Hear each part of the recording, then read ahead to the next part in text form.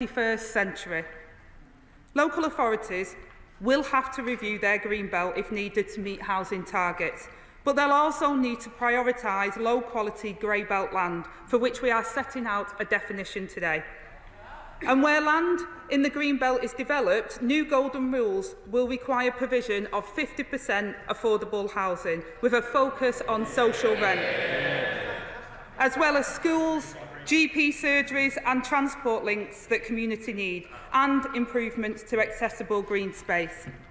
And let's not forget, Mr Speaker, that it was the previous government's haphazard approach to building on the green belt that has seen so many of the wrong homes built in the wrong places without local services that people need.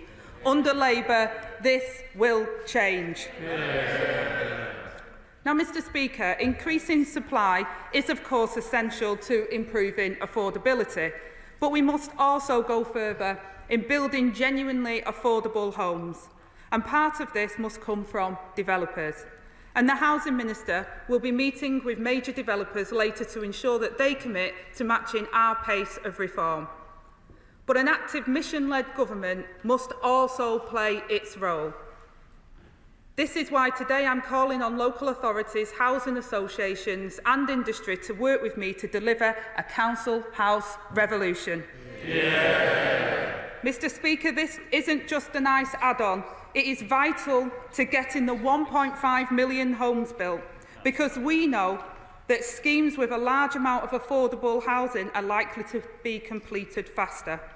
And injecting confidence and certainty into social housing is how we get Britain back to building.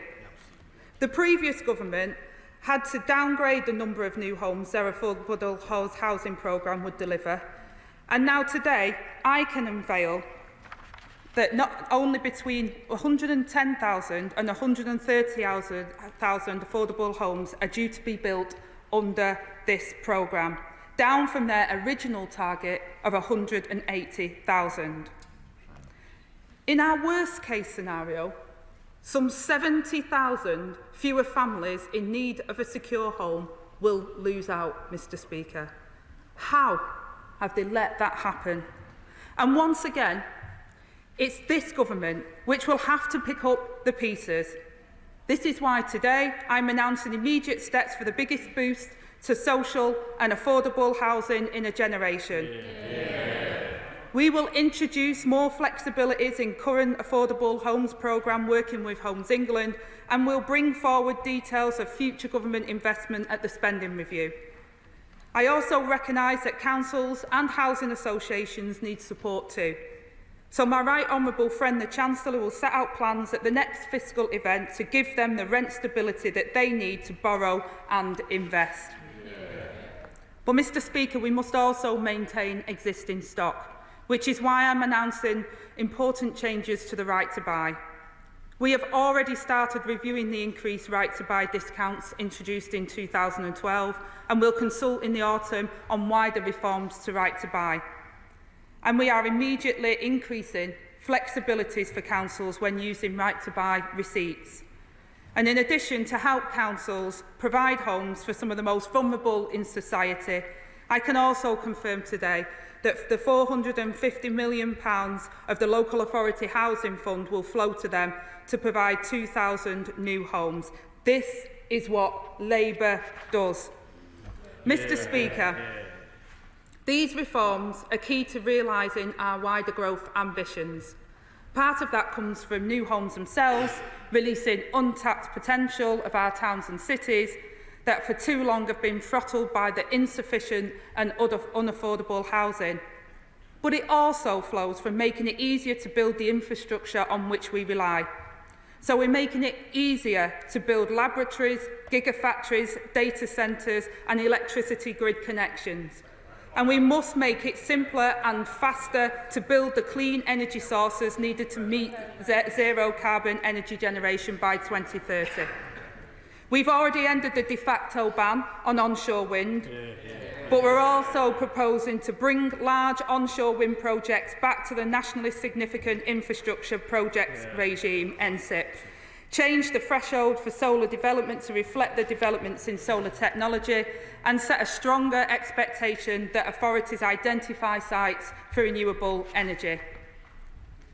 To deliver all of this, we need every local authority to have a development plan in place.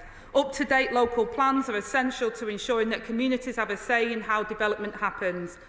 Areas with a local plan are less vulnerable to speculative developments through appeals, and yet just a third of places have one that is under 5 years old. This must change. We will therefore fix this by ending constant changes and disruption to planning policy, setting clear expectations of universal local plan coverage, and stepping in directly where local authorities let residents down. Local plans ensure local engagement and are critical to making development that have local people's needs met. But in demanding more of others, we're also going to demand more of ourselves.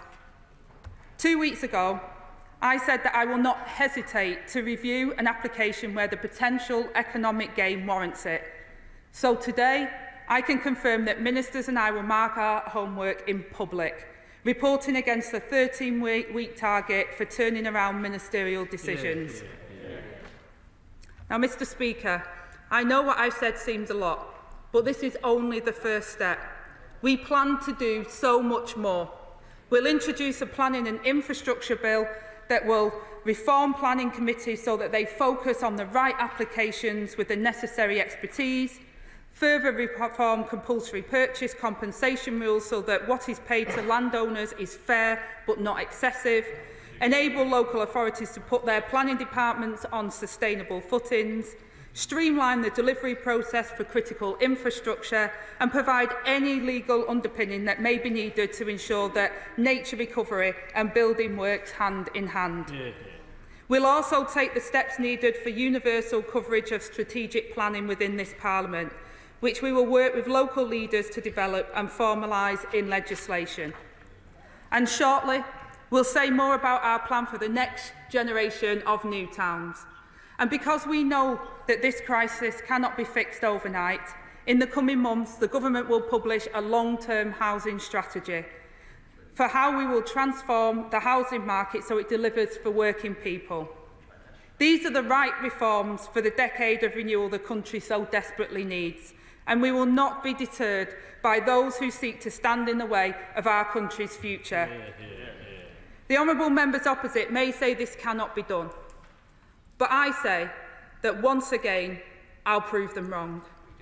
This Government will build 1.5 million homes that are high quality, well designed and sustainable.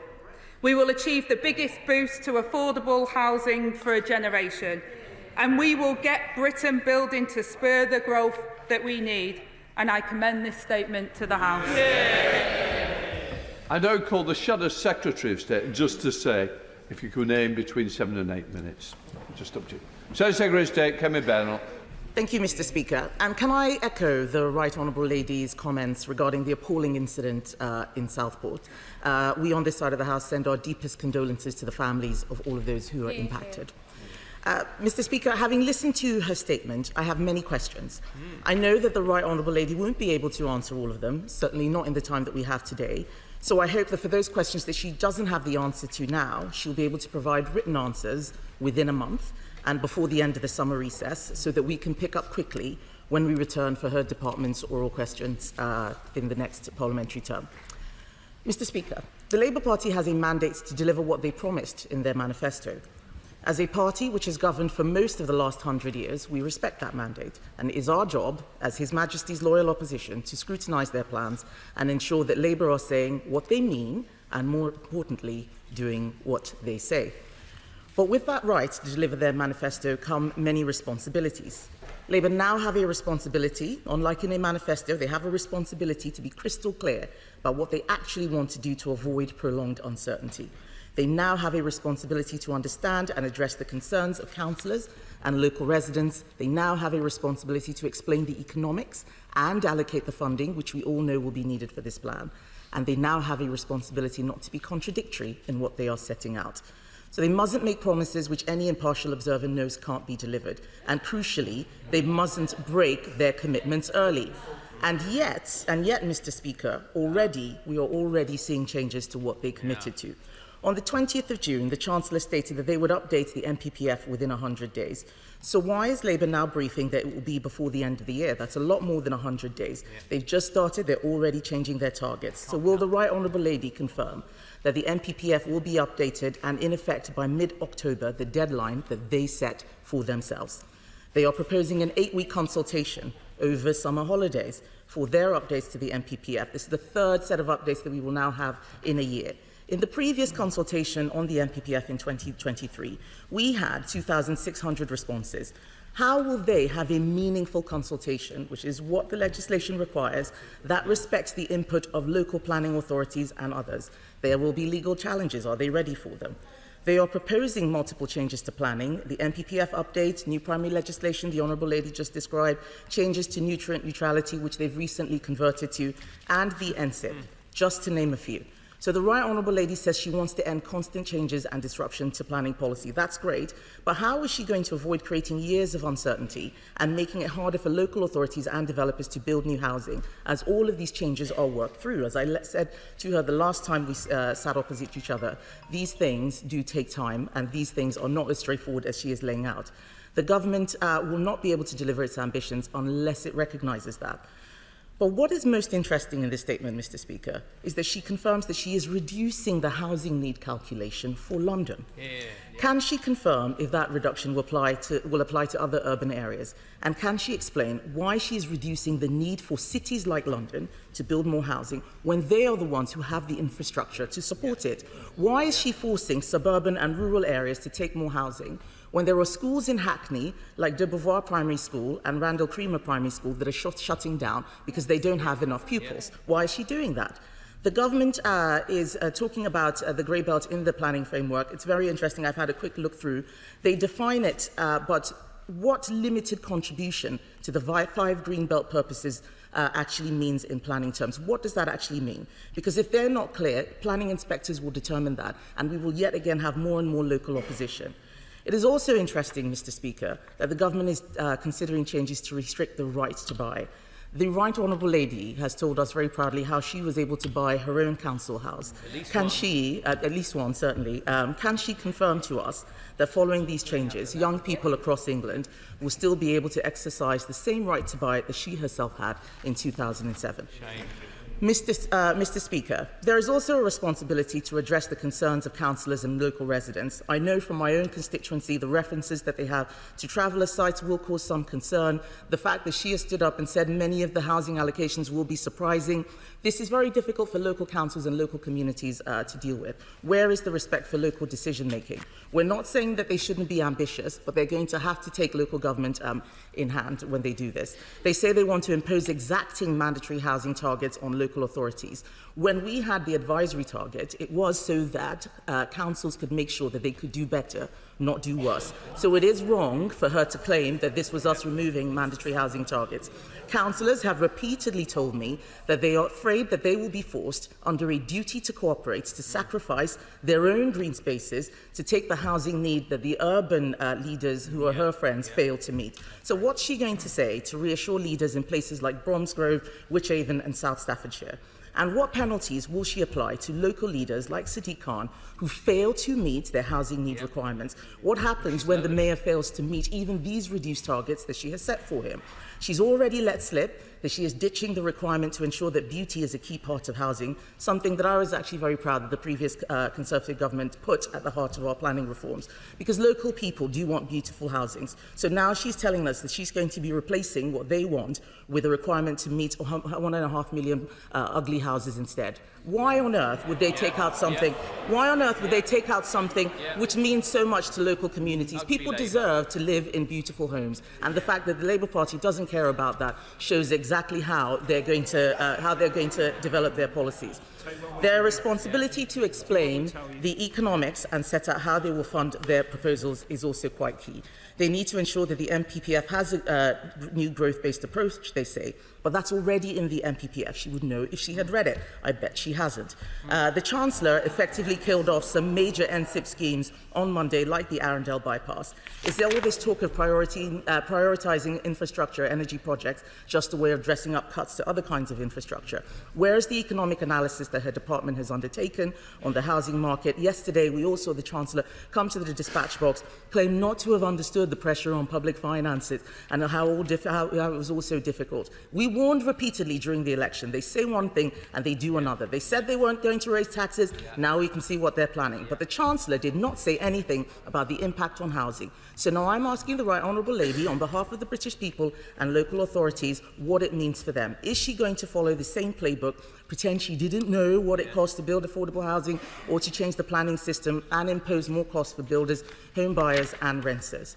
These are just a few of the questions that the government will need to answer, and I'm sure colleagues across this House will have many more questions for them.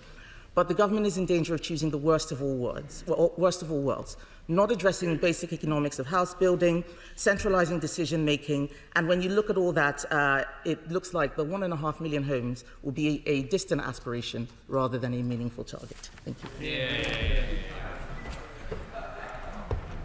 Well, let me start by welcoming the Right Honourable Lady to her place, and can I wish her luck for her leadership campaign now she's confirmed she's running. The best of luck. So it was her ambition all along to be leader of the opposition, not mine. I must say, the Honourable Lady seems to be taking to opposition very naturally. I think she'll find herself comfortable for a long, long time on those benches. I mean, the Right Honourable Lady had a lot to say in her response, and I'll come to the substance of it in a moment. And I know that the Right Honourable Lady's already put quite a few written questions in, and I look forward to many more from her once she's had a chance to read and digest her brief after the election. But it felt like there was a couple of things I'm not quite sure she understood. Firstly, and this is critical, the British people kicked them out of office in a landslide victory.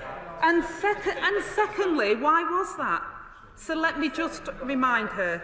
The government in which she served has left us to clear up the mess. They crashed the economy and trashed our public services. They bankrupted Britain and they covered it up. They knew that they threw the book at the doctors and then they doctored the books. She keeps speaking about the Tories' record on housing, but I'll remind her again. Year after year, the Tories failed to keep their housing targets. She speaks about the Mayor of London with their bizarre figures that they set for the Mayor. Every single year, the Conservative government failed to meet their own target, talking of promises that they can't keep. I'll come to the Right Honourable Lady's question on the MPPF consultation. It starts today, Madam Deputy Speaker, for 8 weeks, and we're asking people to engage. It's an incredibly detailed consultation because we mean business, and it wouldn't come to any surprise that the work needed to be done after the disaster of the last Tory government that ripped up the National Planning Policy Framework and made a right mess of it. The former Tory Secretary of State handed back $1.9 billion of vital funds. The Right Honourable Lady talked about the Affordable Homes grant. The last Secretary of State handed back $1.9 billion funds to the Treasury. So we will be making it more flexible, working with Homes England to get the homes that we need. The party opposite... You're just reading. You're supposed to be answering the questions. They are the questions. No, they're the bits I've written, actually, in regards to her questions. The party opposite is now talking to themselves and not the country. And they talk about, and the Right Honourable Lady mentioned chaos and uncertainty. I really don't know how they can say that with a straight face after the chaos and uncertainty we've had. Countless housing secretaries not knowing what was going on. And there is increases, Madam Deputy Speaker, in answer to the question. In every inner city area, there is increases in the targets. And can I remind honourable members that we inherited the most acute housing crisis in living memory. And I say to the right honourable lady, the Greenbelt definition is in the consultation. I suggest she reads it. And it also tackles beautiful homes, Madam Deputy Speaker, because we will build homes at scale. They will be beautiful. We'll protect the natural environment. We will make sure that people have the homes that they deserve and that they need. And I come to the point the right honourable lady made about councils and representing council leaders. I find that astonishing because the council leaders that I've spoke to were absolutely overjoyous with the fact that the Tories were kicked out, because the council leaders say to me that they have been left with a dire situation, an absolute dire situation. I know the members opposite like to think it's just Labour councils, but councils across the whole political spectrum have been left in a disaster situation because the party opposite did not build the homes that people need. We have a homelessness crisis in this country. We have a crisis where people under the age of 30 cannot get homes now. It is impossible for people to get on the housing ladder. That is the failure of the last Conservative government. That is what we're going to fix, Madam Deputy Speaker, and that's what we're going to get on and do. Clive Betts. Thank you, Madam Deputy Speaker, and welcome you to your place. Can I first of all really welcome both the ambition of my right honourable friend's statement and the details involved in it and those commitments. Let's get 2 points. In terms of the targets, and the Select Committee in the last Parliament said the targets had to be mandatory. If they aren't mandatory, many councils will simply choose to ignore them. But in mandatory targets, Bushy gave an assurance that the targets were based on a proper needs assessment of each local authority and will do away with the nonsensical and arbitrary urban uplifts which she referred to in the case of London. And secondly, in terms of social housing, and I was proud to be brought up in a council house like she was. In terms of social housing, will she work closely with local authorities and look particularly at land value capture? Where the planning permission for a site uplifts the value of that site, will she ensure that the total increase in value does not go to the landowners alone, but actually is used to benefit the public purse and reduce the cost of building those homes? I thank my honourable friend for his question, and I can confirm that we are getting rid of the urban uplift, and the new method of housing targets is better than the previous one, because the previous one we believe was outdated and figures the urban uplift the figures were plucked from thin air. So we believe that our new method would give councils stability and certainty to plan for their homes and local services they need. In terms of land value capture, again, this will come forward with more. There's a little bit within this consultation, but there's more within the planning and infrastructure bill that will come forward, as we spoke about in the King's speech. Daisy Cooper. Thank you, Madam Deputy Speaker. May I welcome you to your place. May I thank the Deputy Prime Minister for giving advance sight of her statement, and to associate myself and my party with her remarks about the devastating and senseless attacks in Southport. Our thoughts and prayers are with all those affected. Now, for too long under the Conservatives, we had a planning system that put developer greed over community need, a system which did not deliver the homes that we needed to tackle the crisis, but did destroy swathes of our green belt. But this statement, Madam Deputy Speaker, raises a lot of questions. So here we go. First of all, for those local authorities which are at an advanced stage of their draft local plans, will they need to start again with the new standard method, or can they continue? Secondly, for those local authorities that have recently conducted a green belt assessment, do they need to do it again under the new system, or will the current one stand? There seemed to be a conspicuous absence, Madam Deputy Speaker, of a particular target on social homes, not affordable homes, but on social homes. Will the Deputy Prime Minister take up the Liberal Democrat target of building 150,000 social homes every single year? We welcome the proposals by the government to review the compulsory purchase compensation. Will she take up the Liberal Democrat plan to put an end to land banking by reforming the Land Compensation Act so that local authorities can acquire land at a fair values? We welcome the review of the right to buy. Will the government allow local authorities to use that money to replace lost stock? The government indicated that it will be reviewing borrowing rules so that local authorities can borrow to invest. Will they allow local authorities to borrow to invest at a scale that will allow them to put an end to homelessness, overcrowding and housing register waiting lists? What powers and resources will they give to planning authorities so that they can enforce the requirement to put infrastructure first? Will they scrap the cap on developer planning fees? And finally, Madam Deputy Speaker, on the Greenbelt, there are some local authorities in the London Metropolitan Greenbelt area who, even when they have accounted for all of their brownfield sites and all of their grey belt sites, they still have to build thousands and thousands of homes on the Greenbelt, land which is supposed to be designed specifically to stop urban sprawl. Will the government put anything in the MPPF that will give any protection to the concept of Greenbelt at all? Thank you, Madam Deputy Speaker. Thank you for those questions. In terms of local plans, it depends on where they're up to in terms of the direct question you asked, and there will be a transition, and we outline that within this consultation because we recognise areas have got quite far on. And in terms of where that's up to, it very much depends on what the difference is between what their local plan says and what we've asked, and we outline all of that in the consultation as well. We've been fair to those that have already done the work, so where that work has already been done, it's just about updating it and not disregarding where people already have local plans. But I say to the Honourable Lady that a third of areas have up-to-date local plans, so I would impress on all members of this House to speak to their local authorities to ensure that they have a local plan, because that is how we critically make sure that people feel engaged as part of that process, and we protect areas of Greenbelt and other areas by ending the speculative developments that we see. In terms of social homes numbers, again, I talked about the flexibility in the Affordable Homes Grant. There's stuff within the consultation here about the right to buy, which I recognise, and how the council and also housing associations can borrow to bring up their stock. I recognise the problem we face with the homelessness crisis, and it's something that I'm particularly keen to tackle.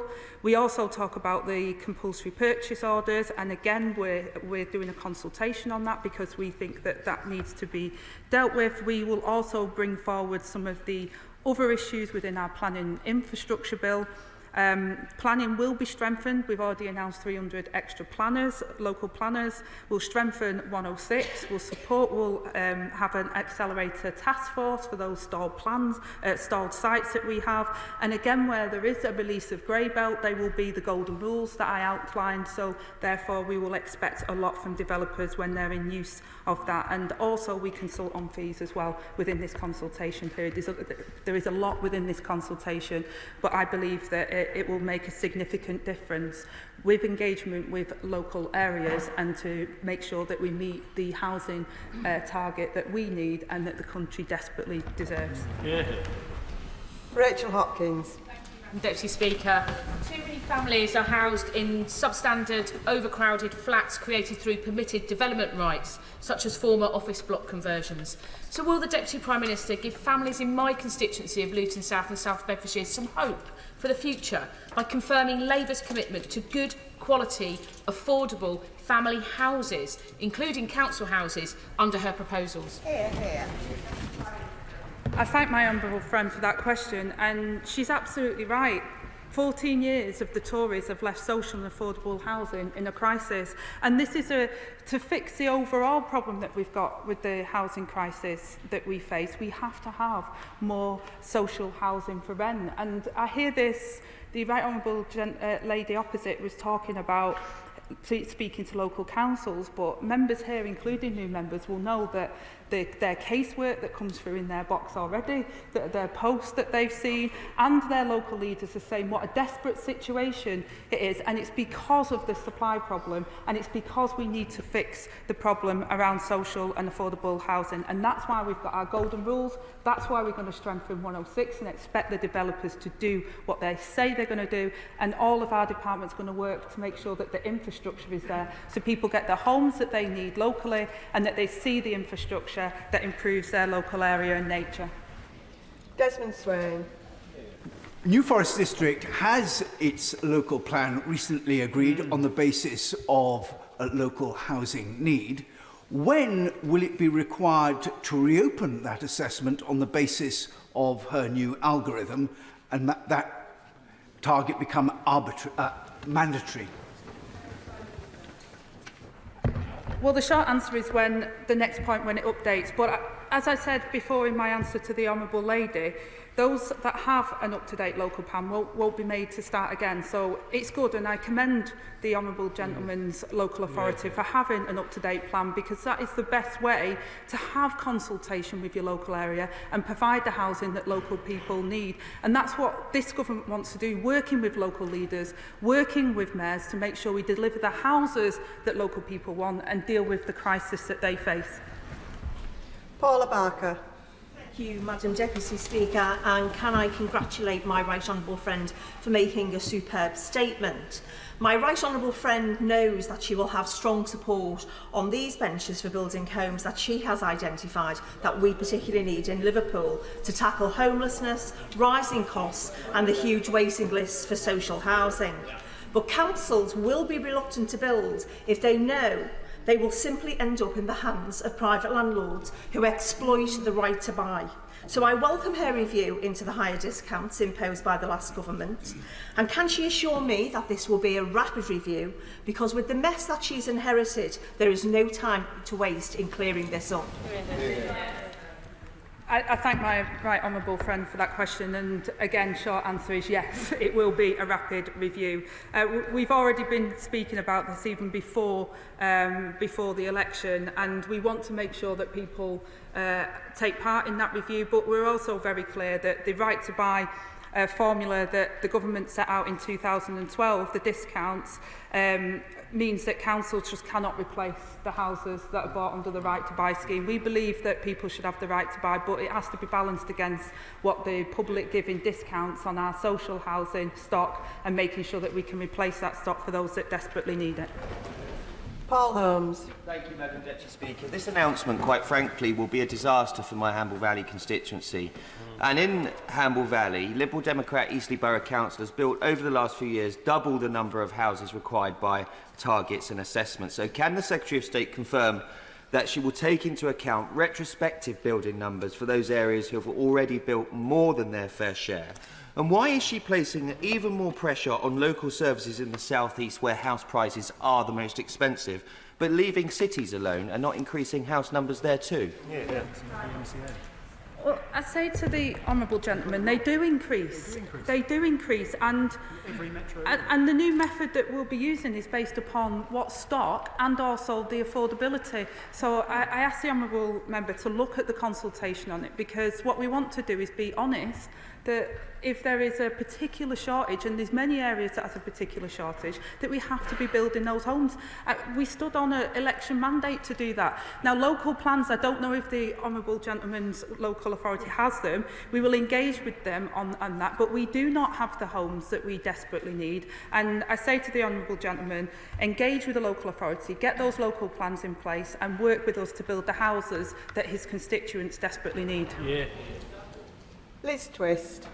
Thank you, Madam Deputy Speaker. And can I thank the Secretary of State for her statement today, and particularly welcome the acknowledgement that where there are new developments on Greenbelt, that the facilities that go with them are so necessary.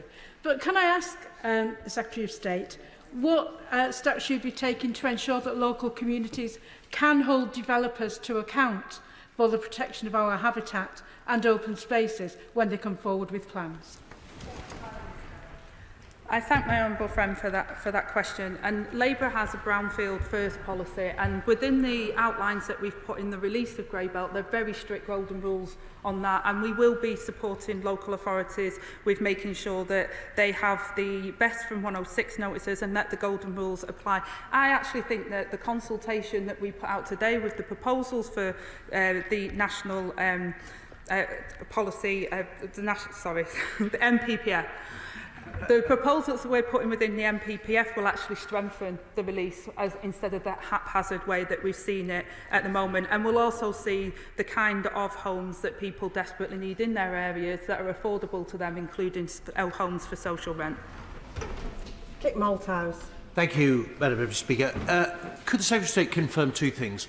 One, where local residents have complied with her coming mandatory targets through a neighbourhood plan rather than a local plan, that neighbourhood plan will reign supreme and will not be trampled over by planning inspectors subsequently.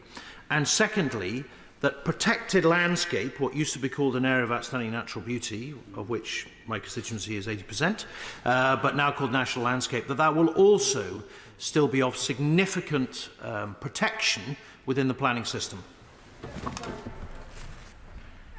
Yes, I can confirm that neighbourhood plans will remain and also that the protections remain. I think it's really important, and again what we're saying in terms of the release of the grey belt is that it has to be for the benefit of local natural spaces. We want to see areas where people can, within walking distance, have access. Many people do not have access to those areas. They're inaccessible on the green belt, but we will be protecting, as we have always done, and there's no change to that, areas of natural beauty and parks, etc. Emily Darlington.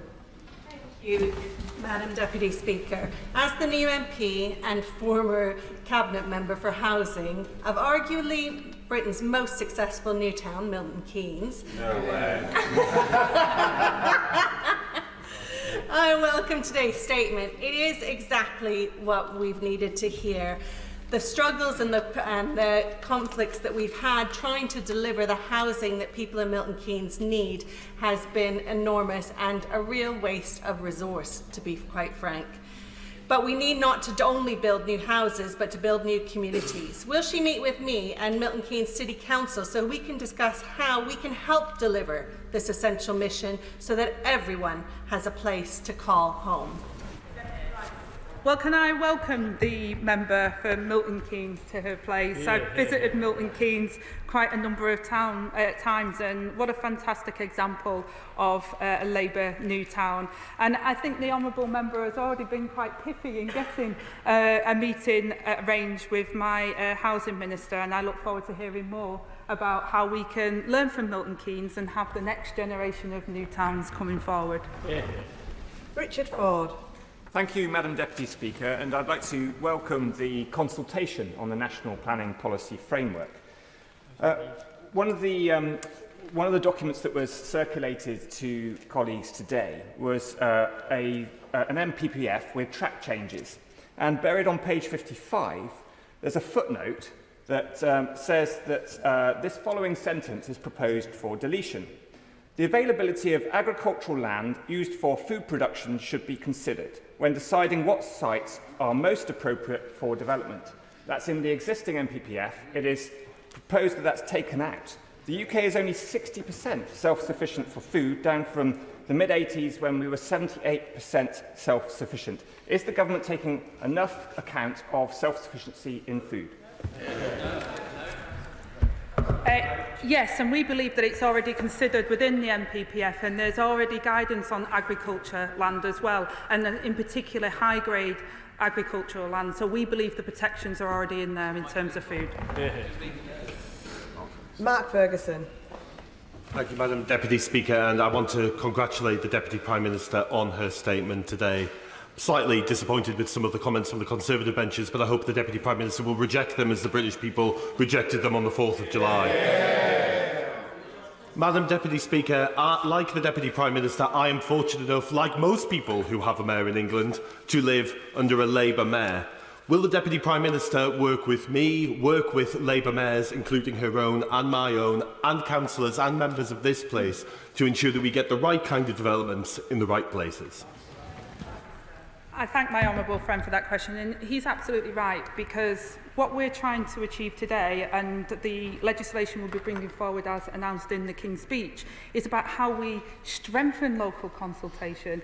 I've already said to members that only a third of local authorities have up-to-date local plans, so this is a wake-up call to say, as part of local planning and having local plans in place, there is an obligation to consult and then consult again on the final plan. So many people who are frustrated by housing that goes up is because of this speculative development, because there hasn't been that engagement.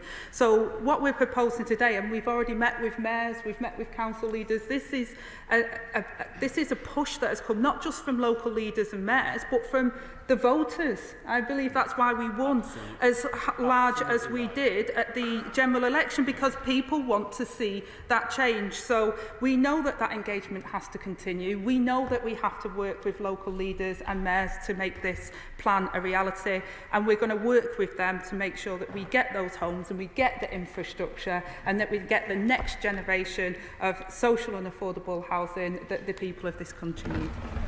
Mark Francois. Thank you, Madam Deputy Speaker, and good luck in your new role. It is possible to have successful development, but from experience, it has to be something that you do with people and not to people. This is the latter. These pernicious top-down targets have the practical effect at ground level of setting one town against another, one village against another, and one local community against another. And given the Chancellor's statement on public spending yesterday, who will pay for the tens of billions of pounds of infrastructure that would be required to make all of this work? All experience shows that on development and house building, the man or the woman in Whitehall really does not know best. Yeah. Why then are you going back to the old, failed way of doing it, which will not work? Yeah. Prime Minister. I mean, I'm shocked that to tell the honourable member that the NPPF was an NPPF before we took government as well. So national targets have always been there. It's not something that I've dreamt up. But the important thing, is our new method is clearly based upon what the housing stock and the affordability and the need in their area. This is a need that has created a housing crisis in this country, and that is why the electorate elected the Labour government on the mandate that we did, because we said we are going to fix the housing crisis that we've inherited. And I would say that this is again about local plans. I implore the honourable member to get with his local authority, to get a local plan, to engage with local people and to listen to those that are waiting desperately, probably the thousands in his constituency, desperate for a home that they know will never come. Joe White. Thank you, Madam Deputy Speaker. My local authority has just agreed its local plan during the general election, and it was the first authority in the country to commit Section 106 funds to our local hospital. As Deputy Leader, I was very proud to lead on this. I see Section 106 funding as the most effective method of mitigating against the impacts of development and bringing in much needed funding for infrastructure.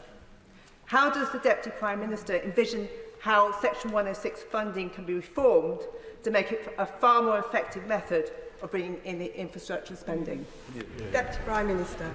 Well, can I congratulate the honourable member, not just for her getting to this place, but also for the work she did previously, and also congratulate the local authority for the work they've done on having a local plan, and also that making sure that they did get what they needed out of the Section 106. And she's absolutely right to say that it's important, because those health needs, whether it's GP services, hospitals, schools, or whatever the infrastructure is, Section 106 plays a very important role, and it needs to be strengthened. We talk about it in here a little bit. We talk about the golden rules that we will apply if Grey Belt is released, but we'll be working with our department to ensure that local authorities are given the resources they need and the expertise from here, so that we can make sure that they get the best out of 106 notices. James Wilde. Thank you very much, Madam Deputy Speaker. Thousands of new homes are planned in Kings Lynn in my constituency, but that development requires transport and other infrastructure. So will the Secretary of State work with the Transport Secretary and the Chancellor to unlock the funding for the A10 West Winch Housing Access Road so that development can proceed? Deputy Prime Minister. Well, again, there is a challenge that we have inherited, and I hope that the honourable member's area has got a local plan when it comes to what they're requiring, and therefore they can push for part of their infrastructure as part of their section 106. So I'll happily engage through the Minister on that particular issue, but I'm wondering whether the honourable member was in the chamber yesterday and realised what the mess his government left us in. Sarah Owen. Thank you, Madam Deputy Speaker, and I welcome you to your new place. Can I start by thanking the Deputy Prime Minister for the speed at which she and her fantastic team are tackling the housing crisis. It is welcome news in Luton North, where my surgeries have been consistently full of people struggling in overcrowded housing, facing skyrocketing rents for substandard conditions. And we have daily cases of people subjected to eviction notices through no fault of their own. Does she agree with me that the government's new plans to build genuinely affordable housing and for this council house revolution to start can't come soon enough for towns like mine? Prime Minister. I thank my honourable friend for that question, and I think she articulates what many members across the House, even members opposite, will recognise in terms of the challenges that we face. And this issue has been ducked for 14 years by the Conservatives, and in fact it went backwards because of the changes they made to the MPPF in last year.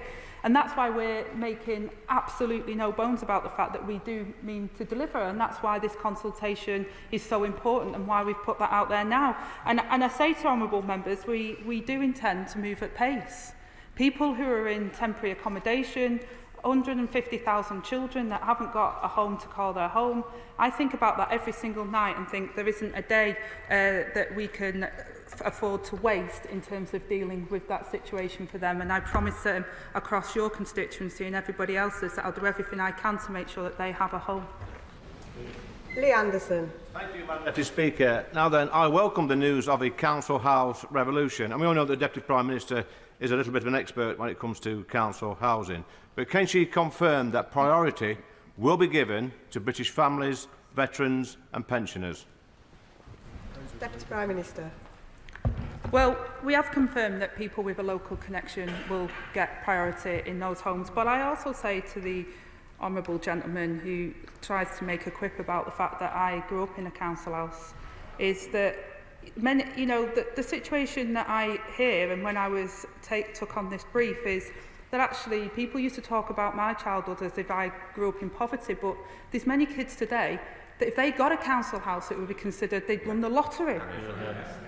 Those children today can't have that. So we will build the homes. We will prioritise that people locally can get them, and we'll make sure that first-time buyers get first dibs as well. There's a number of measures that we're putting in place to make sure that the homes that are built are there for the people that need it. Ben Goldsborough.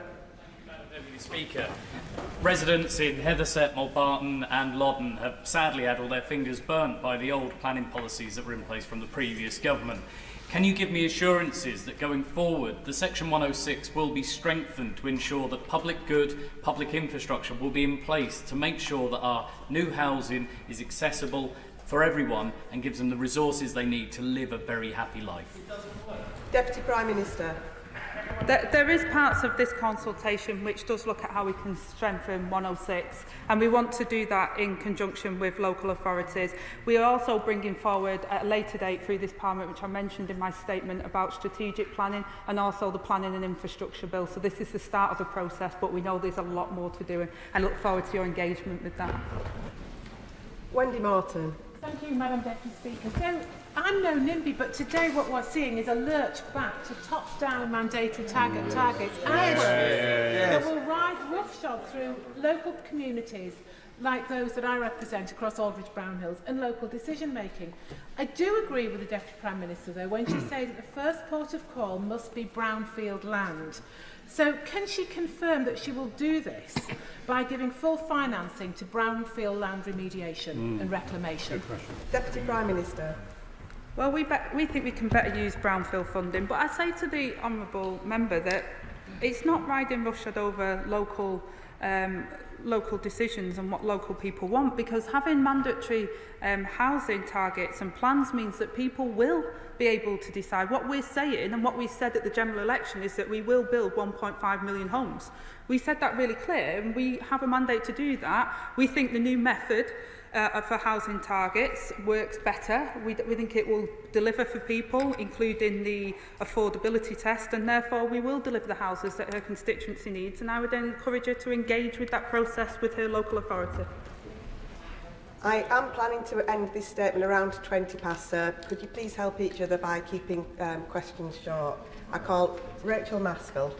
Thank you, Madam Deputy Speaker. This has to be the most important statement I've heard since being in the House. And York has really suffered with the proliferation of luxury accommodation, second homes and short-term holiday lets. So I welcome this so much. Could she say what steps can be taken for plans, developers currently with plans in the system, so that we can pivot to ensure that we hit the targets that we need for having the affordable and social housing we desperately need right now? Deputy Prime Minister. Well, I absolutely agree with the Honourable Lady that we do need to have these affordable homes that we desperately need, and that's why, depending on where her local authority is in the process, we'll be setting out those targets which are likely to be increased for her local area, and for them to engage in that process. The golden rules are there, which will again allow more affordability where there is a restrictive release of grey belt, and also that we will ensure that we help and support on the affordability and making sure there isn't a gaming of the system, so that we get the best that we can out of Section 106. Andrew George. Thank you, Deputy Speaker. I strongly endorse the sentiment and purpose of the Deputy Prime Minister's statement and policy statement today. She's aware that the planning system is, as others have said, fuelled by greed rather than the need. And in a place like Cornwall, which is not NIMBY, it's one of the fastest growing places in the United Kingdom, it's almost trebled its housing stock in the last 60 years, and yet the housing problems of local people have got worse. So my question to the Deputy Prime Minister is that house building targets are a means to an end, and surely it would be far better in places like Cornwall that those targets be set on addressing the need rather than simply allowing developers to fill their boots. Prime Minister. I thank the Honourable Gentleman for his question, and that's what the new formula does. What we're trying to do is assess the need for areas, and in particular on what their current stock is, taking account of that, but also about affordability. And I suspect Cornwall has a particular challenge with that as well. But what we're hoping to do as part of this as well is strengthen the plans on Section 106, the new Homes Accelerator Task Force, which will help get those sites that have already got planning permission moving forward.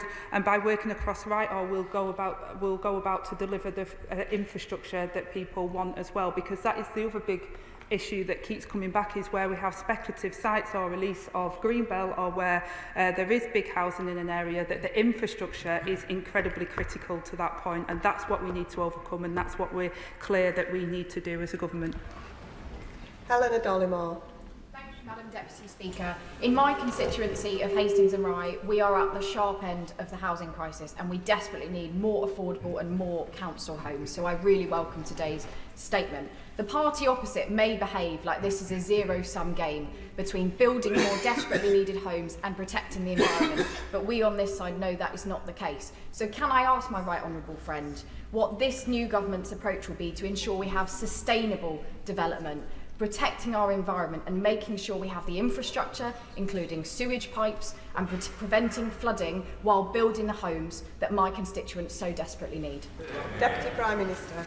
I thank the Honourable Member for her question, and also welcome her to her place. And she's absolutely right, and it builds on the question that I answered previously, that we have to protect our green belt, and we think the proposals that we're putting forward does that. But it also means that we have the right type of homes and we have the infrastructure, and that also that as part of this process that there will be nature considerations and the rules around that, there is the infrastructure that people need, and that there is access to the countryside and healthy living. There's a number of factors within the consultation that the Honourable Lady can look at, that will talk about how we're delivering better, greener areas for people, which hopefully her constituents will be able to get behind.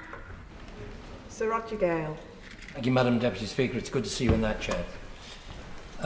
I'm not sure whether the Secretary of State has discussed her proposals with the Secretary of State for Agriculture or the National Farmers Union, but the answer that she gave earlier in relation to food production was risible. What she's actually announced today is effectively a recipe for disposing of the land that will be needed to feed our children and our grandchildren. But just before she goes ahead with this, could she tell the House how many planning consents have been granted, are sitting there unbuilt out, and shouldn't we be using those first? Deputy Prime Minister.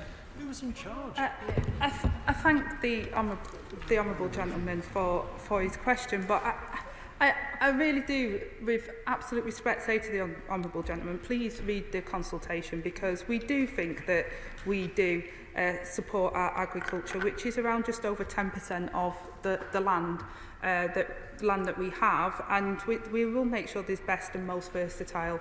And I talked before about protecting the land that is of best value, and we will do that. And the land that we're talking about, grey belt, which we define within the MPPF consultation, is not agricultural land. It's disused garages and it's other things of that nature, not, as the honourable gentleman wants people to believe, the land that we need for food. Olivia Bailey. Thank you, Madam Deputy Speaker. Can I welcome the Deputy Prime Minister's twin ambitions set out today to get Britain building, to provide the homes that we need, and to make sure that we have the infrastructure required to support them, like schools and GP surgeries. These are of equal importance, and you cannot have one without the other. Can she confirm that the aim of her package on social and affordable housing is to go net positive, so that the number of social rent homes is rising rather than falling, and achieve it in the first year of this Parliament? Deputy Prime Minister. Well, I welcome the honourable lady to her place, and within the first, it is going to be a challenge, but we're absolutely desperate to try and meet that challenge as quickly as we can. That's why we're moving at pace with the consultation exercise that we've put forward today, and we will do that as quickly as we possibly can, so we can make sure that we are making the affordable and social housing we need, as well as making sure that we have the green spaces in the infrastructure that people desperately need as well. Sir John Hayes. Thank you. Welcome to the Chair, Madam Deputy Speaker, and welcome to the Honourable Lady to her new role. I appreciate that she won't have time to wax lyrical today about our vision of aesthetics, nor to extend at length on the relationship between truth and beauty. Nevertheless, given the welcome reference in her announcement about proportionality and the link between the existing built environment and the scale of development, will she also take into account the character and style of development? She may know that I've served on the Building Beautiful Commission and the Office for Place. Will she agree to meet the Office for Place to discuss beauty?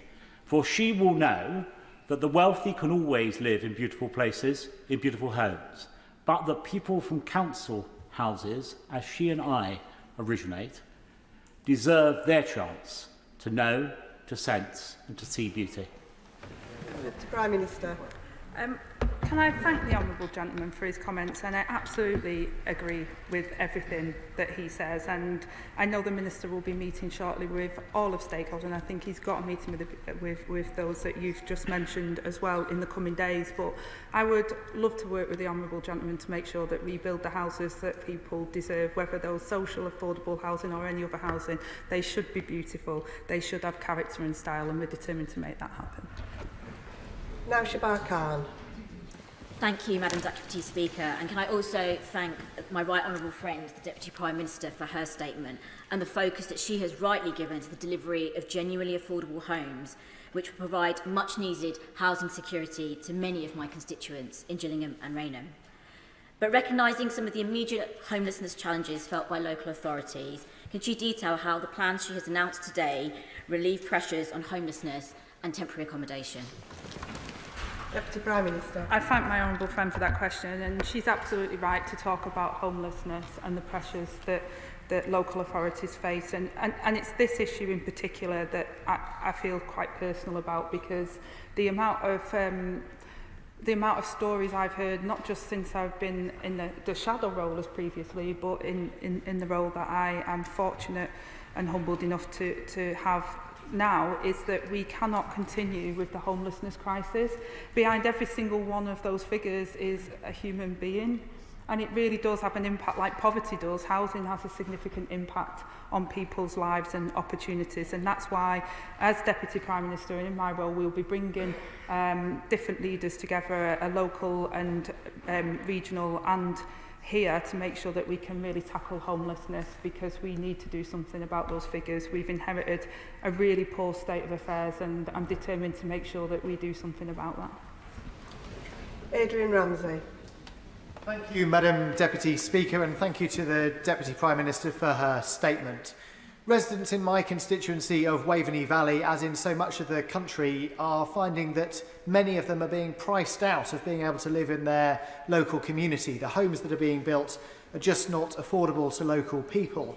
So I welcome the statement today on affordable housing, but could the Deputy Prime Minister set out, of the 1.5 million homes that she's pledged to build, how many does she expect to be affordable, and in particular how many does she expect to be council homes? And could she also set out what action will be taken to address the fact that we have 1 million empty homes in this country? To Prime Minister. I thank the Honourable Member for his comment. It's really difficult to set out in detail at a particular local level because it's subject to obviously Section 106 and the type of demand. That's why local plans are really important and us supporting that. But I would refer him to the consultation document on, for example, the release of Grey Belt, which talks about a minimum of 50% of affordable. And again, that depends upon what local need is. You have to try and get the balance right, because if local areas are saying we need X, and then I say, well, you're going to have Y, then that's a challenge. But what we have said is that if the Grey Belt is released, that 50% must be affordable. That can be chosen by the local area. If they say, I want a particular amount of social rents, that they can put that in there. And I would say that, again, looking at the document, looking at the methodology that we're using, I think, and looking at the affordability test, I think that that makes things much better in terms of giving a number and a figure that reflects the realities of people in the local area. Alistair Strathern. Thank you, Madam Deputy Speaker. May I too welcome you to your place.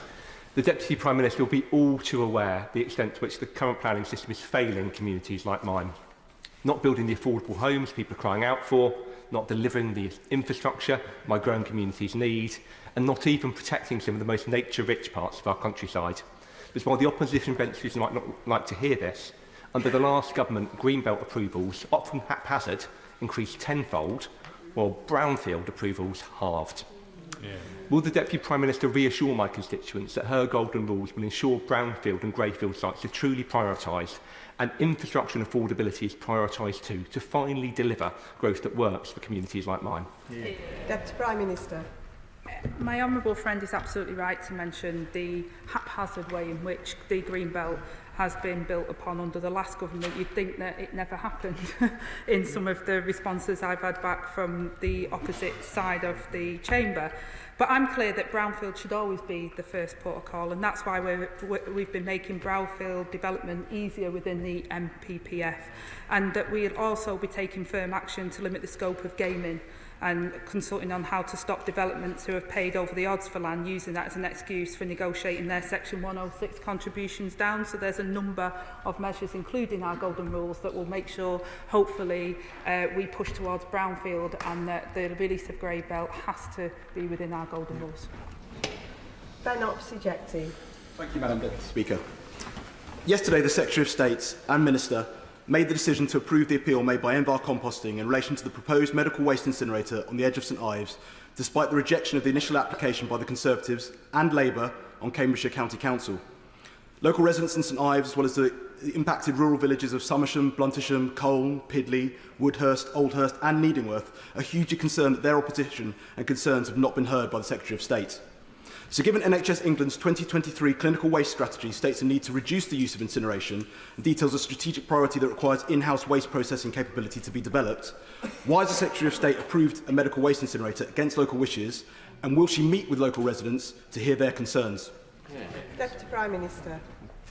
I thank the honourable member for his contribution, and in the specific case, I've not dealt with it myself personally, but what I can say to you is that when making those decisions, we weigh up the advice and the planning expertise that we have in there, and those decisions will be made based upon that evidence that we have. It's an objective way of making a decision. Noah Law.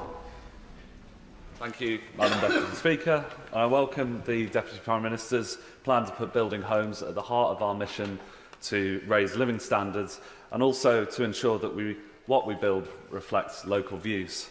Will she give an update on our plans to give councils greater powers to tackle the scourge of second homes that, particularly in Cornwall, put a drag not just on our community but our economy as well, so that we can unlock supply through this channel? Deputy Prime Minister. Well, I thank my honourable friend for that contribution, and like I said in the opening statement today, this is the first steps. We know there's so much more that we need to do. We've got a significant amount of legislation coming forward, which the Housing Minister will be able to update the House on going forward. But this MPPF is about particular making sure we get the housing targets, but I understand the point that the member's making, and we need to address many more issues that we face in housing, and that's why we had significant amounts of it in the King's speech. Sir John Whittingdale. There are currently an additional 3,000 homes being built in Malden and Heybridge in my constituency, and the Liberal Democrat-controlled Chelmsford wants to build another 3,000 at Hammond's Farm in my constituency. Yet the local roads, health services, education services are all under intolerable pressure. So what will the Secretary of State do to ensure that necessary infrastructure is put in place before these developments take place? Prime Minister.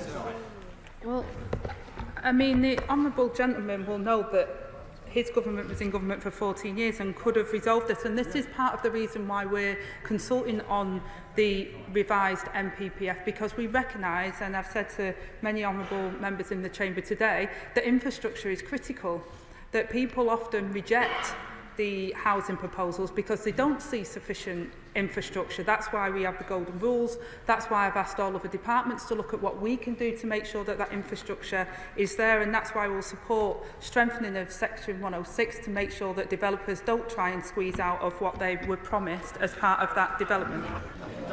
Emma Foodie. Thank you, Madam Deputy Speaker. As my right honourable friend has said, this has got to be about building communities, not just about building homes. But on too many occasions in my constituency, residents have been left for too long on incomplete and unadopted estates. So does the Deputy Prime Minister agree that both the social and physical infrastructure must be delivered at the earliest opportunity in developments, and that developers must be held to account for the delivery of this? Deputy Prime Minister. I absolutely agree, and it goes back again to the point that far too often is the objections to development is because people don't see the infrastructure, and people see that in some cases developers try and wriggle out of their obligations. As I said and set out in the consultation document we're putting forward today, is that we believe that it will strengthen local authorities' hands, and that we'll be able to make sure that we get that infrastructure that we desperately need alongside those houses. Jim Shannon. Thank you, Madam Deputy Speaker. The Deputy Prime Minister has outlined the need for house building and the dire need that there is across the Great United Kingdom, and set out a system to try and achieve that. However, one of the things that's really important is those people who are trying to get mortgages. For instance, here in the mainland here, those who have earned £75,000 a year are having difficulty getting a mortgage. Those back home in Northern Ireland who probably are earning much less, say 40, 45,000, have no chance of getting a mortgage. So can I ask the Deputy Prime Minister this question? What can be done to help people get mortgages and thereby be able to buy a home and move forward? Thank you. I thank my honourable friend, I'll say, for his contribution today. And he's absolutely right that we've got to fix the situation, not just on affordability so those houses come forward. We spoke in the general election, and we'll be bringing proposals forward for a mortgage guarantee scheme, but hopefully the new deal for working people, which is coming forward with the legislation in October time, to make sure that we make work pay. And the Chancellor announced again for public sector workers pay rise, and we recently wrote to the Low Pay Commission to expand their remit, so we'll make sure that over 1 million people will get a pay rise, because jobs that pay will also mean that people can then afford to have their own home. We now come to the statement from the Foreign Secretary.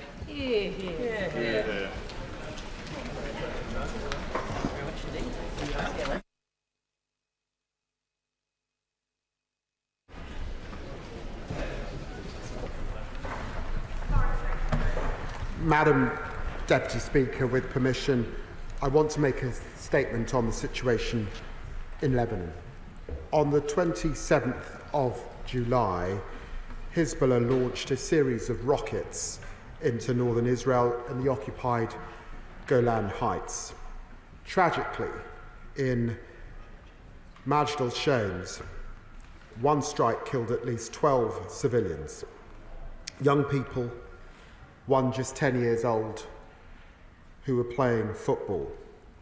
I expend my deepest sympathies to their families and to the Jewish community as they grieve for their loved ones. The government is unequivocal in condemning this horrific attack and calling on Hezbollah to cease their rocket strikes. This atrocity is a consequence of indiscriminate firing, paying no heed at all to civilian life. This attack is part of an intensifying pattern of fighting around the Israeli-Lebanese border. For months now, we've been teetering on the brink. The risk of further escalation and regional destabilisation is now more acute than ever. At the end of my first week in office, I spoke to Lebanese Prime Minister McCarthy, and yesterday I called him again to express my concern at this latest incident. I've also visited Israel and discussed the situation with Prime Minister Netanyahu and Foreign Minister Katz. And I will visit Lebanon as soon as the security circumstances allow. We support Israel's right to defend itself in line with international humanitarian law. And as I said before, they are in a tough neighbourhood, threatened by those who want to see their annihilation. Over 40, including 24 civilians, have now been killed by Hezbollah strikes in northern Israel and the Golan Heights.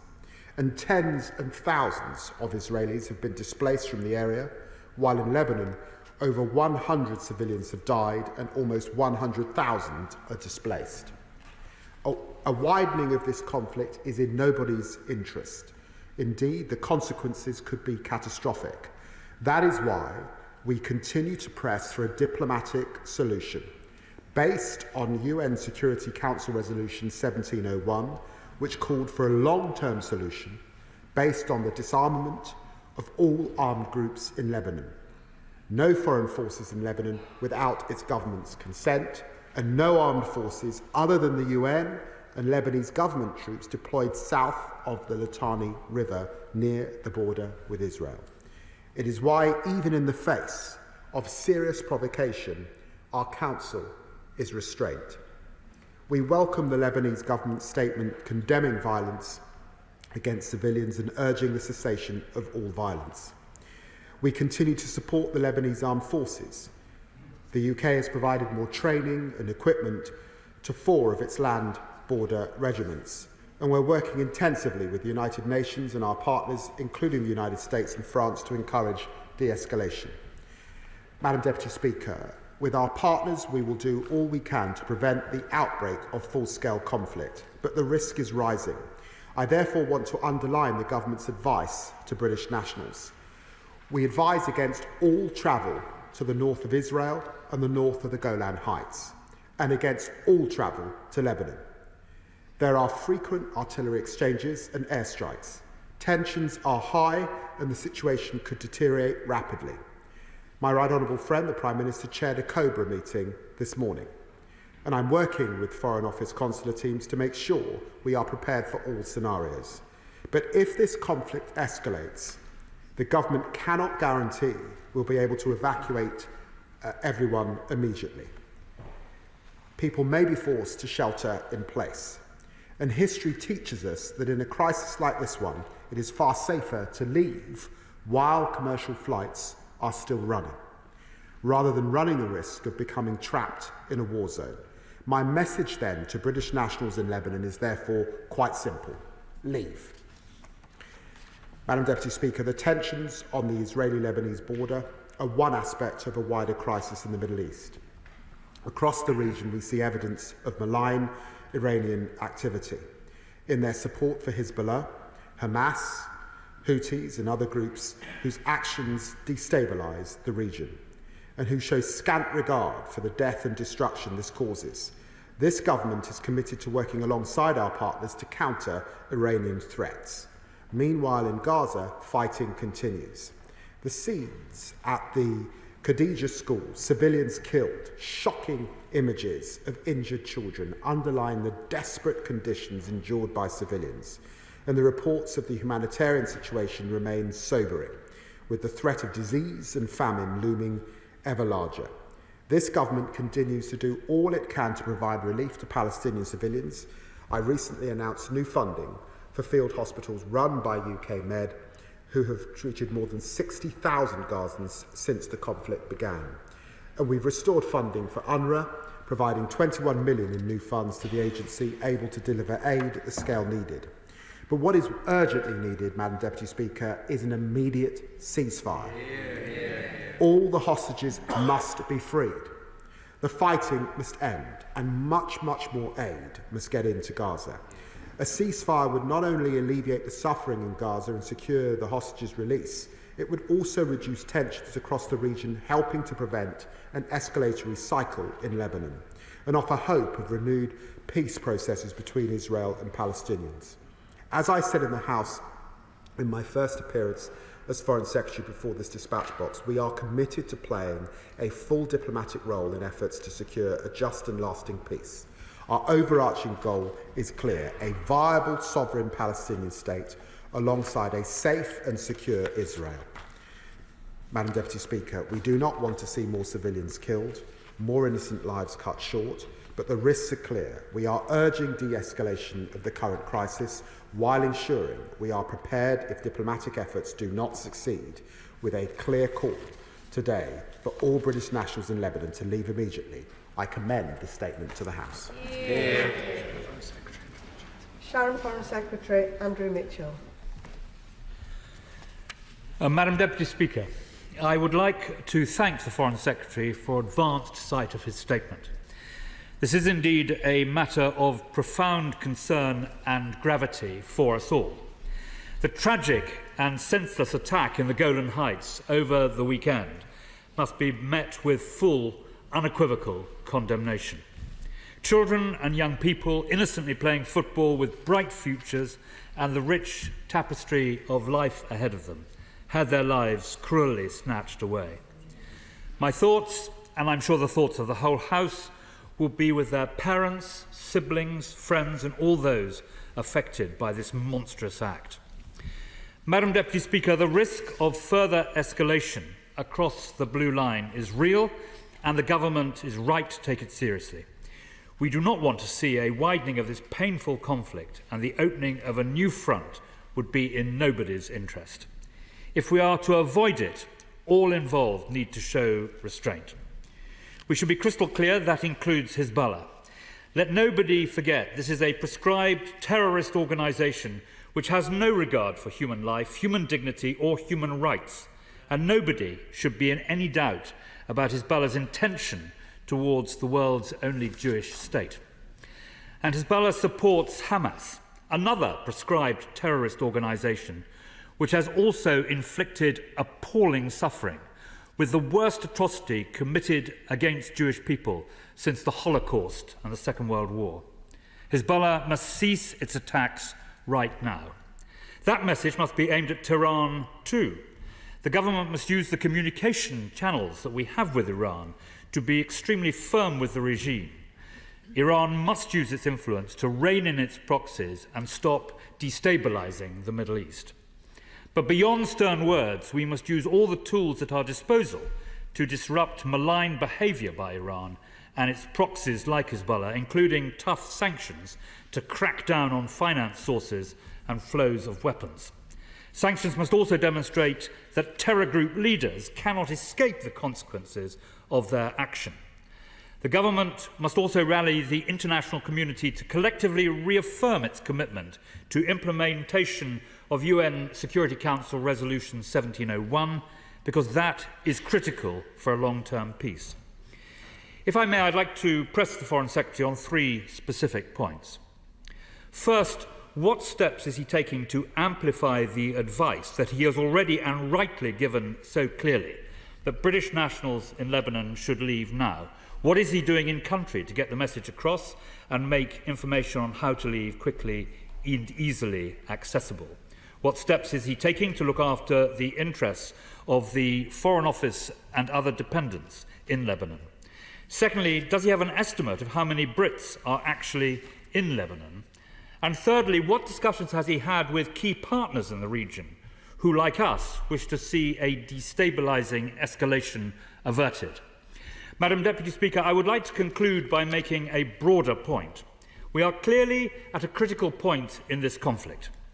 We could see Hamas accept the deal on the table, which would see a pause in the fighting, a return of the hostages, a flood of aid, and the space created to bring about the conditions for a sustainable peace. Or we could see the suffering in Gaza grind on and a dangerous escalation along the blue line. This is the time to be putting maximum pressure on Hamas, as we have been discussing today, and on Hezbollah. It is also the time to remain in close dialogue with Israel and maintain our position as a trusted partner, because that is critical, whether for getting more aid into Gaza or for urging restraint by Israel. The Foreign Secretary will have heard concerns in recent days about what many of us perceive as a shift in the government's approach to our close ally Israel, including in relation to the International Criminal Court. The Foreign Secretary gave me an answer on that point in oral questions earlier today. We should make clear, Madam Deputy Speaker, that while recognition of Palestine is important and does not need to be at the end of the process, it equally cannot be at the start of the process, where it could be seen as a reward for violence and for terror. I do hope that going forward the government will not only continue to work to avoid an escalation along the blue line, but also maintain this close relationship with Israel.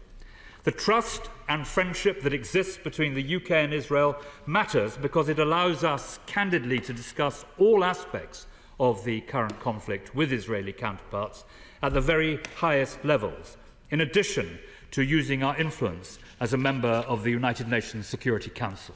Thank you, Madam Deputy Speaker. Foreign Secretary.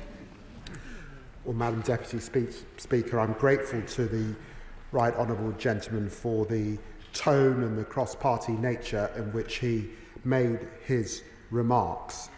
He knows better than many in this House how serious it is dealing with any crisis that might escalate at this time. He's absolutely right to draw the relationship between Hezbollah, Hamas, the Houthis, with Iran. Of course, we keep our sanctions regime under review, but he's right to press the case about the axis, and he's absolutely right that, of course, we keep all channels open, those that we have with Iran. He'll be pleased to know that I spoke to Prime Minister Mizrani. We talked about the blue line. He will recall that I was in Lebanon a few months before the election was called, and I indicated in oral questions earlier, it is my hope to get to the region once more, taking all advice that he would expect me to take. I want to reassure him that it has been important, of course, to communicate our advice to leave Lebanon, and if you are in the UK at this time, not to travel to Lebanon, and to convey that advice across all channels. And that is taking place. It's been taking place since last night, and it will be taking place over the coming days to communicate that very loudly in country as well. He will also note that we have begun the registration scheme that allows UK nationals to register their presence in Lebanon so that we know where they are, Madam Deputy Speaker. Of course, we keep the safety of our consular staff in close review, particularly with the dangers that exist with missiles being fired in this way on both sides. Our estimation is that about 16,000 UK nationals are in the region, but of course asking people to register does enable us to know who is there, and of course we urge people to leave on the many flights that are available currently, commercial flights from Lebanon, to leave and make their way to Europe and back home. And of course we are working with our international partners. He will note that the US, Germany and Canada all upping their travel advice along the lines that we first began yesterday. Derek Twigg. Madam Secretary, can I welcome the statement by the Foreign Secretary? In terms of Iran, can I ask the Foreign Secretary, and because he referred to it in his statement about countering Iranian threats, in his short time in office, has he made any assessment yet about how successful they have been? Well, can I say to my right honourable friend that we are clear-eyed that Iran continues to destabilise the Middle East through its military, financial and political support for its proxies and partners, including Iranian-aligned militia groups in Iraq and Syria, Hezbollah and Yemen and the Houthis in Yemen, and we continue to work with international partners to encourage de-escalation and a long-term peace and security in the Middle East. Lib Dem spokesperson Richard Fraud. Thank you, Madam Deputy Speaker, and I welcome the Foreign Secretary's statement and his advice to British nationals, which seems like a very wise precaution and could potentially involve us not having to evacuate British citizens in the future. I join him in condemning the Hezbollah strike in the Golan Heights, which killed 12 Druze children, and our thoughts go out to their families. But now we find the region on the precipice that many of us have feared since the 7th of October last year, the escalation of the dire conflict to another front, with Israel's Minister Smotrich warning of an all-out war with Hezbollah. The UN Special Coordinator for the Middle East peace process has urged maximum restraint and the immediate cessation of rocket fire across the Blue Line.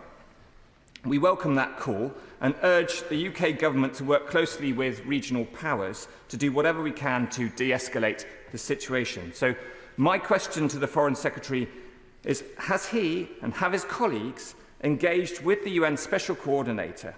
And if not, will they do so, given the Special Coordinator's vital role in moments such as these? The Liberal Democrats welcome his call for an immediate bilateral ceasefire to end the humanitarian devastation in Gaza, to get the hostages home, and to open the door to a two-state solution. This is a deeply insecure region, and that insecurity is felt by everybody who lives there, by Israelis, by Palestinians, by everybody. A two-state solution will deliver the dignity and security that they need, and I'm reassured to hear the Foreign Secretary will be making those calls on regional powers when he next visits the region. Foreign Secretary. Well, I'm very grateful to the Lib Dem spokesman for the tone and manner of his remarks. Can I reassure him that I have been in touch with the UN Special Envoy, Amos Hochstein. I've spoken to him several times over the past. I intend to speak to him again over the coming days. And as I indicated, it is my hope to get to the region if the security situation allows. And he's absolutely right. An immediate ceasefire is what we need. We need those hostages out and we need the aid in. But on that point of an immediate ceasefire, if we get that ceasefire, if the Biden plan is adopted, then it allows us to see de-escalation across the region. That is why we need to see that plan adopted by both sides as soon as possible.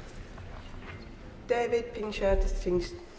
Thank you, Madam Deputy Speaker. And may I take this opportunity to welcome you to the Chair. I welcome the Foreign Secretary's statement on Hezbollah's horrific attack and his condemnation of the awful strike in Majd al-Shams. What steps will the Foreign Secretary take to put maximum pressure on Hezbollah to cease its rocket attacks for good? Foreign Secretary. Well, I'm grateful to the honourable gentleman. We've got a long-standing no-contact policy with Hezbollah. However, we of course continue to speak to the government in Lebanon as fragile as that government is. We condemn Hezbollah's destabilising activity, and we do obviously coordinate very closely with regional partners, some of whom are in contact with Hezbollah. Sir John Hayes. Thank you, Madam Deputy Speaker. Welcoming the Right Honourable Gentleman to his place. He's not technically speaking a Right Honourable friend, but he's a personal friend of mine since my original attempt to stop him being elected in Tottenham many years ago. Thank him for his statement today, Madam Deputy Speaker. He knows well there are many moderate and measured voices in Lebanon and in the Lebanese diaspora too, and I'm glad that he's emphasised the close relationship between our government and our armed forces and the Lebanese army. Will he agree to meet a small group of people who have been associated with the all-party group, of which I've chaired? As you know, Madam Deputy Speaker, all-party groups are reforming as we speak. But there is a group of parliamentarians that have been part of that all-party group. It would be very useful for us to meet him to discuss what more can be done across the House to support the efforts he's described today. Well, Madam Deputy Speaker, over my 24 years in this place, the strangest of friendships are struck up across party lines. And so, of course, I will meet with the honourable gentleman and the group, because this is a very serious issue, and I know that this is a cross-party issue that all members of this House will want to see de-escalated. Clive Betts. Thank you, Madam Deputy Speaker, and I welcome my right honourable friend's statement, and we must deplore the loss of civilian life, particularly children, on either side of the divide. So welcome his calls for de-escalation in Lebanon and for repeated calls for an immediate ceasefire in Gaza. But looking ahead to the long-term peace, to a two-state solution, how does my right honourable friend deal with the comments of the Israeli Prime Minister the other day, who said that Samaria and Judea are an integral part of Israel and they're not occupying the West Bank? In that situation, hasn't the government got to get on with recognising a Palestinian state rather than waiting for the Israelis to come round to the view it's acceptable to them? Secretary. Well, I'm very grateful to my very good friend who has been championing these issues now for many, many years. And of course, this last period has been of huge concern to him and to his constituents. I was horrified by the degree of expansion that I saw in the West Bank a few weeks ago, more in the last year than we've seen in 20 years. The violence is unacceptable, and the tone and the rhetoric and the statements from some members of the government, I think, is very alarming indeed. And so, as he would expect, I did press these issues with both the Israeli Prime Minister and the Israeli President, and we keep the situation in the West Bank under close review. Brendan O'Hara. Thank you, Madam Deputy Speaker, and I thank the Secretary of State for prior sight to this statement, and I share his deep concern as to where the region currently finds itself. He will not need reminding that in the immediate aftermath of the Hamas atrocity on October the 7th, the international community allowed Israel to blur those vitally important lines between legitimate self-defence and a lust for revenge. As a result, Israel has acted with impunity, and 40,000 civilians are dead, and Gaza has been reduced to rubble. So what discussions has he had with Israel and our international partners to ensure that, heaven forbid, should this conflict escalate further, that all those involved know and understand and accept that revenge and legitimate self-defence are not the same thing under international law, so we avoid in 9 months' time having another 40,000 civilian casualties? Foreign Secretary. Well, can I say to the honourable gentleman, it was very important for me to visit the occupied territories and Israel within the first week in office.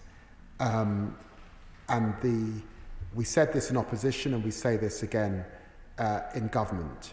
Of course, given the hostages that are still in Israel, Israel has a right to defend itself, but it is a qualified right. It has always been within international humanitarian law. And the scale of civilian loss of life, the children, the women who have lost their lives, the aid workers who have lost their lives, against a backdrop in which journalists are not allowed into the country, has been a matter of deep concern and worry across the international community. So, of course, I raised these issues. It was also important to meet with hostage families and to be absolutely clear, we want to see those hostages returned. Kim Johnson. Thank you, Madam Deputy Speaker, and congratulations on your new appointment. I'm sure my right honourable friend will agree with me that the escalation of violence can be reduced if we look at ending the suffering in Gaza. At a briefing I attended today with Oxfam and Medical Aid Palestine, they talked about how Israel were using water as a weapon of war. People have 4.7 litres of water per day to wash, clean and cook, and that is less than a toilet flush. So I welcome the position that we've taken. We've moved, greatly, but does my honourable friend agree with me that we need to go much further and much faster? Secretary. Well, my honourable friend is right. The issue of water, waterborne disease, we now have polio setting in, and of course we've had the famine because the lack of desalination is a very, very serious issue. That's why it was important to take the decision in the first days of office to restore aid to UNRWA, also to increase the amount of funds available to UK Med and to do more to open up field medical sites across Gaza.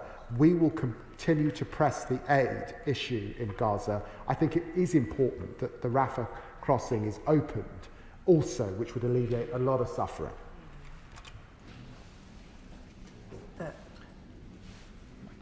Mike Tapp. Thank you, Madam Deputy Speaker, and thank you to the Foreign Secretary for your calls for de-escalation and a ceasefire, which of course should include the release of all hostages to ensure that we get more humanitarian aid in and a two-state solution. But of course we need to also look at the flow of arms, training and finances from the Iranian regime to the terror proxies of Hezbollah, Hamas and the Houthis, who are working tirelessly to ensure there isn't peace in the region. Foreign Secretary, do you agree that we should be helping Israel as much as we can to defend itself from these groups and their attacks? Foreign Secretary.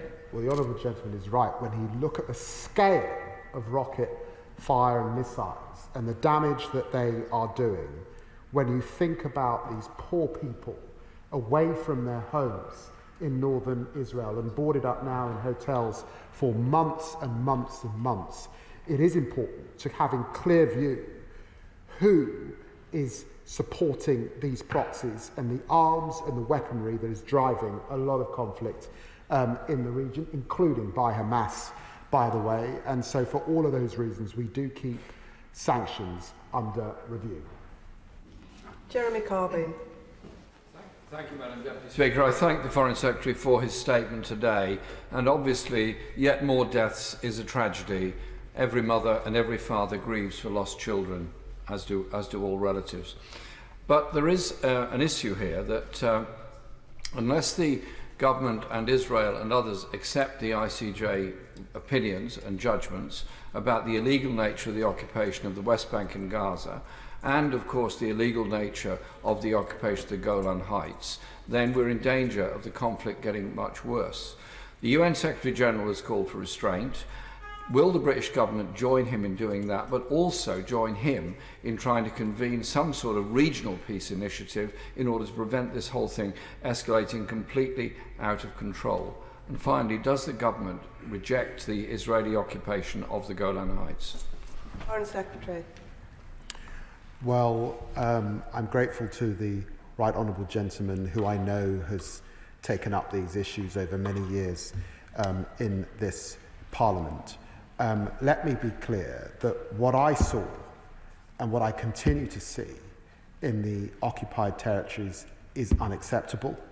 He will know that the community who experienced this violence in the Golan Heights are Druze in background, and this is occupation of the Golan Heights as well. I do recognise that. I want to see de-escalation across the board. I want to see a solution along the lines of Oslo and 1967. That is what we all want to get to, a two-state solution.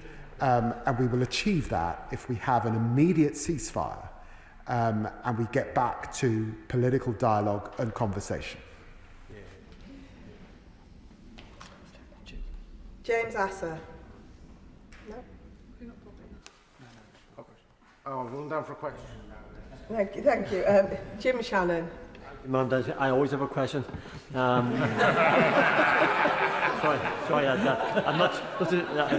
Humour's not what this is about, and I apologise for that. I shouldn't have said that. Can I just say that I can thank the Secretary of State very much for his calm and measured statement. It encapsulates, I believe, the temperament and the concern of all of this chamber from both sides, and I thank him for that. The attack at the football pitch in Majal Shams is deadly and full of complete evil. 12 children and young adults were slaughtered. Can the Secretary of State outline what steps have been taken to find the perpetrators, make them accountable, and ensure that the message is sent that these attacks will not bring peace but instead bring further division? And what steps will be taken to assist Israel, whose very existence by Hezbollah is under threat? Hezbollah, of course, the terrorist murderers of innocents that they are, and that they must be neutralised. Thank you. Foreign Secretary. I'm very grateful to the honourable gentleman, and he knows a lot about the issue of terrorism, and it's for that reason that he's used his position on the backbenches always to raise these issues. And he's absolutely right. There will be many people in our Jewish diaspora in this country looking with real fear about the prospect of escalation, worrying about their loved ones. We have updated the travel advice in relation to Israel, and particularly northern Israel as well at this time. And of course, we continue to work with our close ally in partnership in what is a very, very challenging moment. And finally, Mike Martin. Thank you, Madam Deputy Speaker. Illegal Israeli settlements are imperiling the future viability of a Palestinian state, so they undermine the two-state solution. Would the Secretary of State consider issuing a statement that says that if Israel continues to expand illegal settlements, then the UK will immediately recognise the Palestinian state? Foreign Secretary. I recognise the huge concern that there is in this House and across the world with the nature both of the expansion and the violence. I've also said that recognition is important as a pathway to peace, and no country has a veto on when and how we do that working with partners.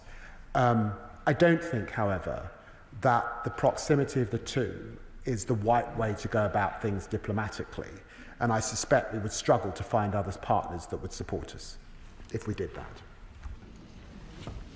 I'll now allow some time for the benches to clear before we start our next business. Point of order, Madam Deputy Speaker. May I seek your guidance, Madam Deputy Speaker? I wish to place on record my severe concerns about the government's failure to come formally before the House on their decision to impose VAT on independent schools. Not only have they imposed this policy through a written ministerial statement, but they have now also said that they will charge VAT on any fees that are paid in advance. And WMS is insufficient and purposely prevents the House from debating a policy that affects rural economies. I have 10 independent schools in my own constituency, but also military and SEN families, and both comprehensive and independent schools. How can she help us resolve this incredibly important issue for so many in the House? The Honourable Lady has placed her concerns on the record, and I'm sure the Treasury bench will have heard them.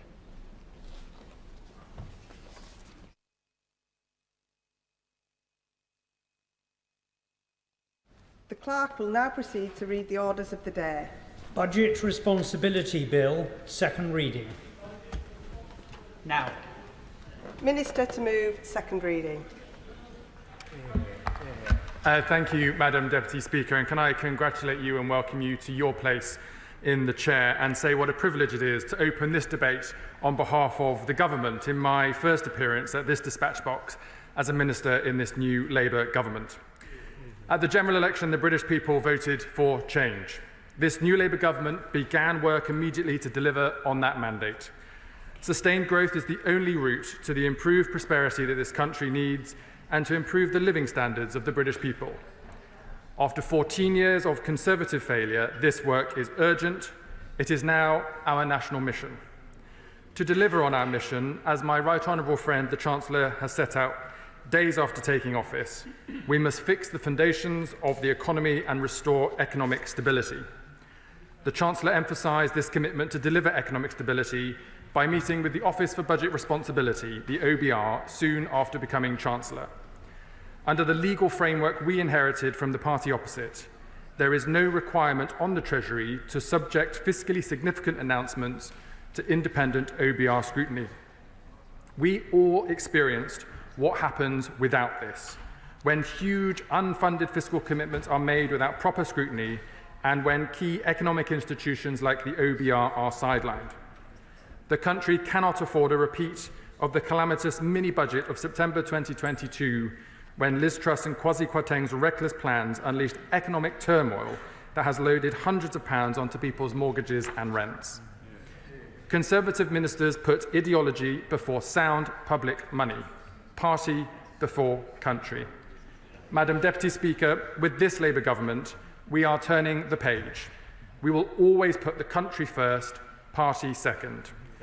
Our commitment to fiscal discipline and sound money will never waver. That is why this government is firmly committed to the independence of the OBR and the important principle that in normal times, the announcement of a fiscally significant measure should always be accompanied by an independent assessment of the economic and fiscal implications to support transparency and accountability. And it is why we made a commitment in our manifesto to therefore strengthen the role of the OBR and why we have acted quickly to deliver on this commitment today. This action will reinforce credibility and trust by preventing large-scale unfunded commitments that are not subject to an independent fiscal assessment. As the chair of the OBR, Richard Hughes, has reiterated in his recent letter to the Chancellor, it is a good principle of fiscal policy making that major fiscal decisions should be based upon and presented alongside an up-to-date view of the economic and fiscal outlook. In line with this, yesterday, the Chancellor commissioned a full forecast to accompany our budget on the 30th of October, following the important principle that significant fiscal policy decisions should be made at a fiscal event and accompanied by an independent OBR assessment. This fiscal lock is an essential part of our mission to deliver economic stability. It is one of our first steps to fixing the foundations, and it is our guarantee to the British people that this Labour government is a responsible government which will never play fast and loose with the public finances and family finances as the Conservative Party has done before. I will now turn to how the bill will achieve this. The bill sets the legal framework for the operation of the fiscal lock. Its provisions build on the legislation that established the OBR, the Budget Responsibility and National Audit Act of 2011. In line with this, the technical detail underpinning the fiscal lock will be set out via an upcoming update to the Charter for Budget Responsibility. The Charter sets out the government's fiscal framework, including guidance on how the OBR performs its duties within it. To support scrutiny of this bill during its passage through Parliament, the Treasury has published a draft of the relevant Charter text, which will make clear exactly how the government plans to implement the fiscal lock. A full update to the Charter will be published in due course, on which members of this House will vote in the usual way.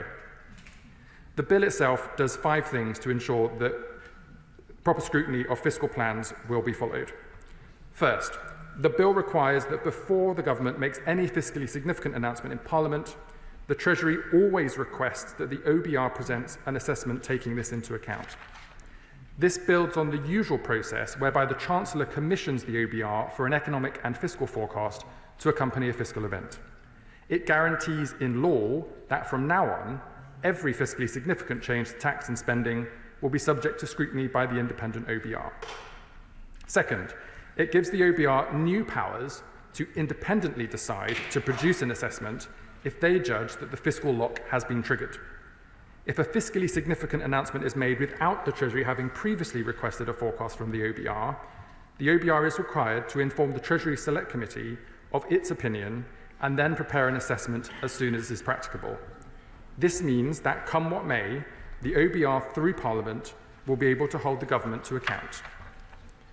Third, the bill defines a measure or combination of measures as fiscally significant if they exceed a specified percentage of GDP, with the Charter then setting the precise threshold itself.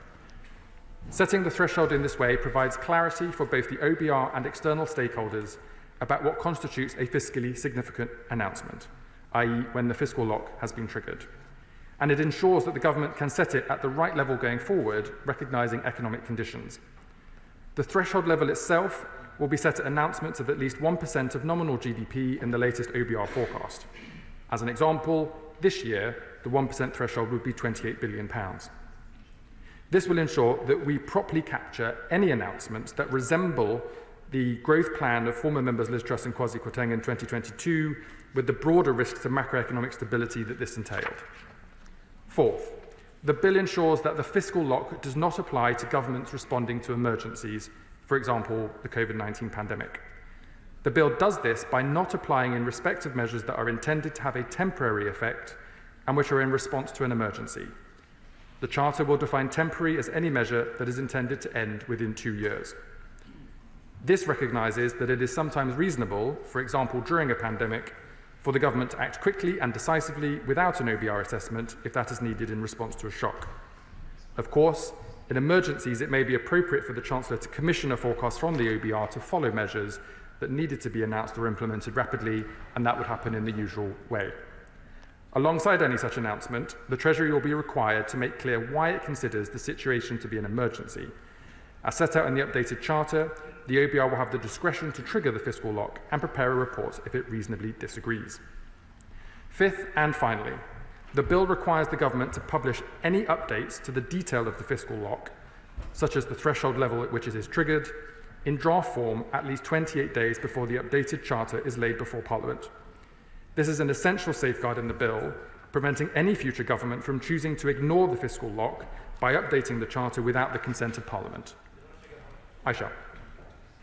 And the Minister is setting the stark realities of where we are financially. It's important that we all understand that. I just wonder, has the Minister had the opportunity when these things could be fairly dramatically change the financial positions of us all within the United Kingdom? For instance, regionally, the Northern Ireland Assembly is one example, the Welsh Assembly, the Scottish Parliament. I think it really be important that those discussions take place with them early enough so that the impacts of what could happen or might happen would be better understood.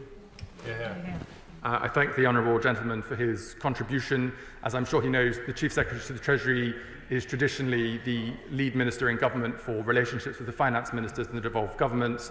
I've already met a number of times with his counterparts in the Northern Ireland Executive, as well as theirs in Scotland and Wales, and I look forward to meeting them in person in Northern Ireland, I hope in September, for further such discussions. Madam Deputy Speaker, to conclude, people across the country are still suffering the consequences of the Conservative Party's economic experiment in 2022. Conservative ministers took the most reckless decisions without any thought for their real-life impact on the British economy and on family finances. Astonishingly, they have still made no apology. With this Labour government, our commitment to fiscal discipline and sound money is the bedrock of our plans. So, the Budget Responsibility Bill guarantees in law that from now on, every fiscally significant change to tax and spending will be subject to scrutiny by the independent OBR. The bill will reinforce credibility and trust by preventing large-scale unfunded commitments that are not subject to the scrutiny of an OBR fiscal assessment. This delivers on a key manifesto commitment to provide economic stability and sound public finances by strengthening the role of the independent OBR. This is a crucial first step to fixing the foundations in our economy so that we can achieve sustained economic growth and make every part of the country better off. And for those reasons, Madam Deputy Speaker, I commend the bill to the House. The question is that the bill be now read a second time, and I call Opposition Spokesperson Gareth Davies. Madam Deputy Speaker, congratulations on your election to the chair. And Madam Deputy Speaker, let me take this as my first opportunity to congratulate the Honourable and Right Honourable gentleman opposite, the new Treasury ministerial team. They've taken up some of the best jobs in government. I loved every minute of my time in the Treasury, even when I had to come to this place to face my shadows. And I will always be grateful to the officials who supported me and the team so ably. And as the Member of Parliament for Grantham, the home of our country's first female Prime Minister, I congratulate our country's first female Chancellor. It is right that we highlight that. While the two are not politically aligned, we can all recognise when a ceiling has been shattered, and no matter who is breaking it, and we certainly recognise that on this side of the House. Madam Deputy Speaker, the bill before us today seeks to amend the Budget Responsibility and National Audit Act of 2011, a bill introduced by a Conservative Chancellor and which created the Office for Budget Responsibility. The bill should be understood in that context, building on a previous bill which replaced a system where His Majesty's Treasury would produce its own forecasts and the Chancellor of the Exchequer would essentially mark their own homework. Back then, this was an essential piece of legislation, given what had gone on before. Between 2000 and 2010, the then Labour government, their so-called forecasts for growth in the economy were out by an average of £13 billion. Their forecasts for the budget deficit 3 years ahead were out by an average £40 billion. Their forecasts therefore lacked any credibility at all. And it wasn't just the forecasts which led to the creation of the OBR, it was the management of the economy. Much has already been said by the Shadow Chancellor about higher inflation, higher deficit and higher unemployment the Conservatives inherited from Labour in 2010. But what is sometimes forgotten is that total public spending accounted for almost half of the national income when Labour last left office. Welfare spending ballooned by a staggering 45%, and this runaway spending meant that we inherited the largest budget deficit of any economy in Europe, with the sole exception of one country, and that was Ireland. And so the idea, Madam Deputy Speaker, that Labour have an unblemished record when it comes to the public finances is just plain wrong. We Conservatives created the OBR, in part to guard against Labour's fiscal unaccountability and recklessness with the public finances. We continue to support the role of the OBR in providing open, fully transparent, independent forecasts for all to see, no matter who is in government. And what was good to hear, genuinely good to hear, was the Chancellor recognised the importance of the OBR when she said that because of the OBR, in her words, you don't need to win an election to find out the state of the public finances. She was absolutely right about that. That's why, Madam Deputy Speaker, yesterday's supposed revelations just simply won't wash. In fact, she's so supportive of the OBR. If she is so supportive of the OBR, I ask a simple question. Why was yesterday's statement based on Treasury analysis and not OBR analysis? Surely if they're very supportive of the OBR, they would have asked the OBR to conduct that analysis, not internal Treasury analysis. The OBR have always said that they would be ready to produce analysis any time on short notice. But Madam Deputy Speaker, look, that was yesterday. And today we're here to talk about the bill in front of us right now. While we're supportive of the OBR, we think it is right that the House needs to consider a number of concerns we have that we'll be seeking clarification from the government on. Firstly, the bill will require the Treasury to request and the OBR to produce a report on fiscally significant measures announced by the government, with the exception of temporary emergency measures. The definitions of these terms, fiscally significant, temporary and emergency, will be set out in the Charter for Budget Responsibility, as the Chief Secretary outlined. The draft Charter text, published alongside this bill, deems measures to be fiscally significant if they cost the equivalent of 1% of GDP in any financial year. It defines as temporary any measure intended to end within 2 years.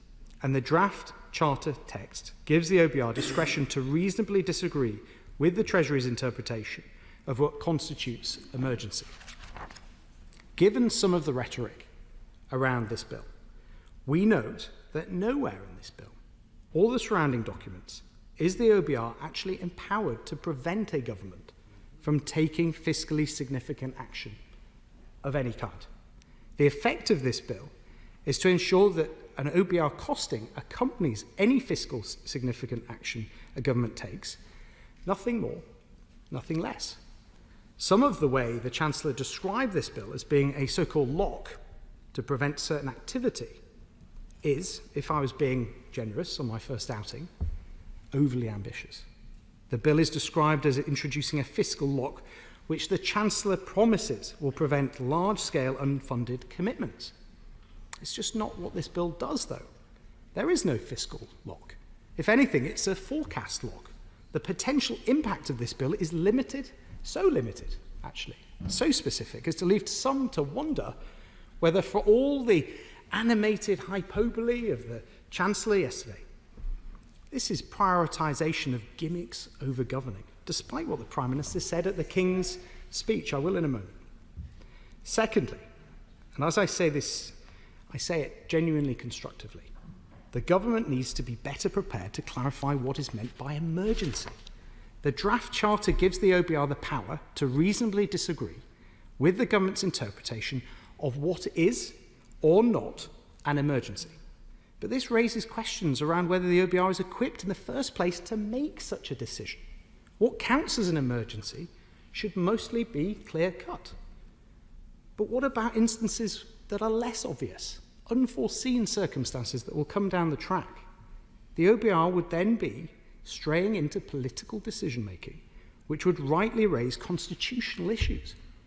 Even if, ultimately, it is for ministers to decide on such matters, any resulting disagreement between the government and the OBR on whether the circumstances amount to emergency could undermine the credibility of the government, the OBR, or both.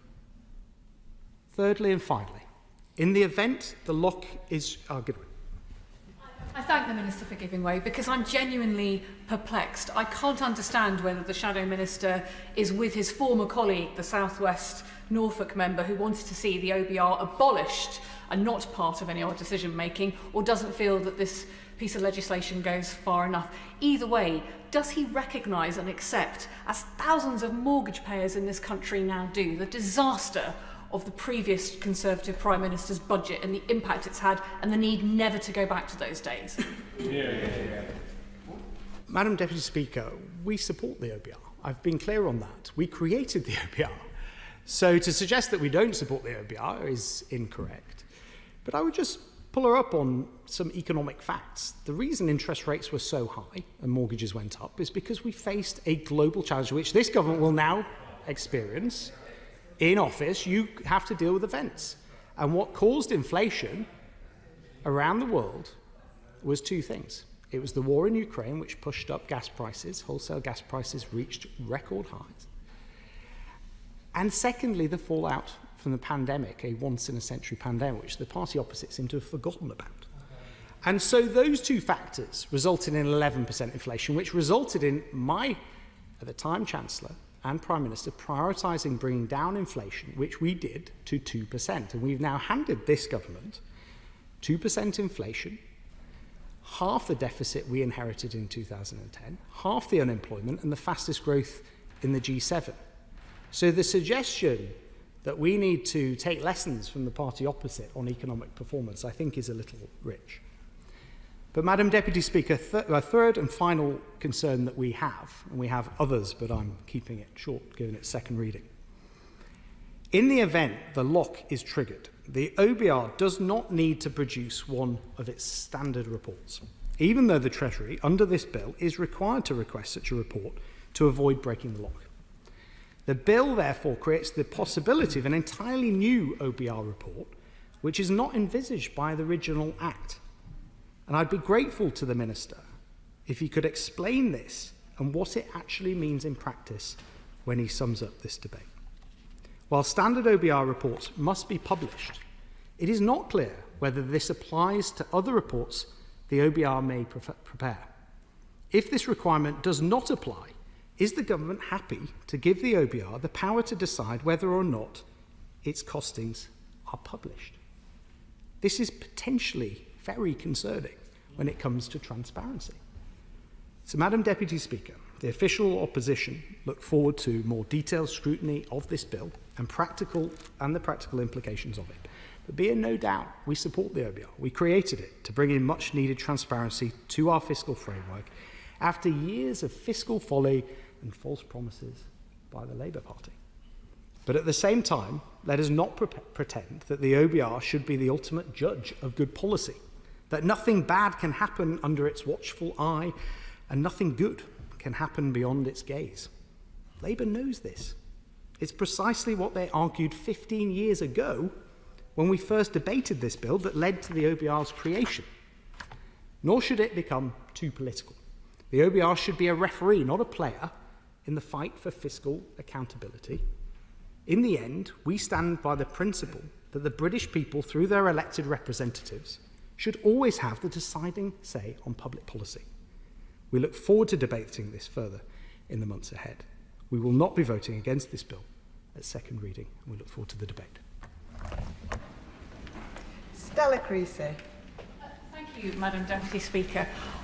I feel like I'm almost in Alice in Wonderland's world when it comes to listening to the opposition benches responding to this piece of legislation. I certainly feel concerned that they may have been with the Cheshire Cat and possibly following the Queen of Hearts, trying to pretend that their previous Conservative Prime Minister didn't exist, or indeed that the member for Spelthorne was never ever the Chancellor. Those of us, and I declare a direct conflict of interest, paying a mortgage, know all too well how they were in charge and the damage that they did with their disastrous mini budget, and so why this piece of legislation is so important. And I'll wager that their constituents can tell them too if they wish to try to suggest that the economic harm that the previous government did to this country and that we will all be paying for generations to come was solely to do with Ukraine or indeed the pandemic. That mini budget was a political choice. But worse than that, it was a politically uninformed choice because the government at the time consciously and purposefully made the decision on ideological grounds to press ahead with a budget that cost 1% of our GDP, and to hell with the consequences, as we have all seen. That is why this legislation is so important. Now, I am pleased, I will always welcome a sinner repenteth, Madam Deputy Speaker, a shadow spokesperson who recognises the value of independent scrutiny and indeed urges us all to go further. We will always welcome that approach because it is right, because our constituents do deserve better, because we can see how bad things are and how broken this country is. And what this bill has at the heart of it is what funds there are to repair the damage that was done by the previous administration. That is why the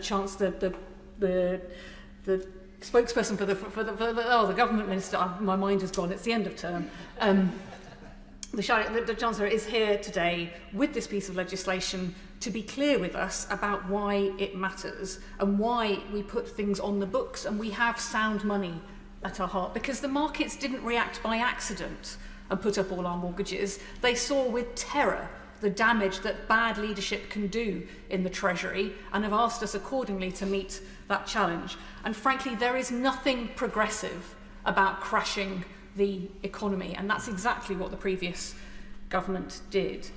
Now, by putting on the record the need to report independently on fiscally significant measures, we are starting with a clean sheet to say that we will not take such a reckless approach with other people's money, because at the end of the day, that's what this is. The tax revenues that are generated are the monies of our constituents, and therefore it is right that we are careful about how we administer them.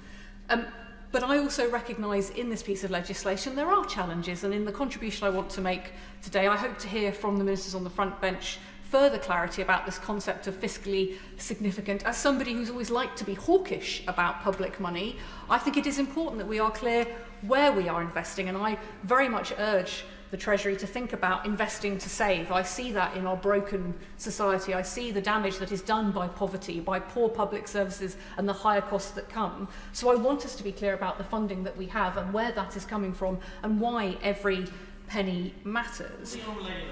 I will always give way to the members. I'm very grateful.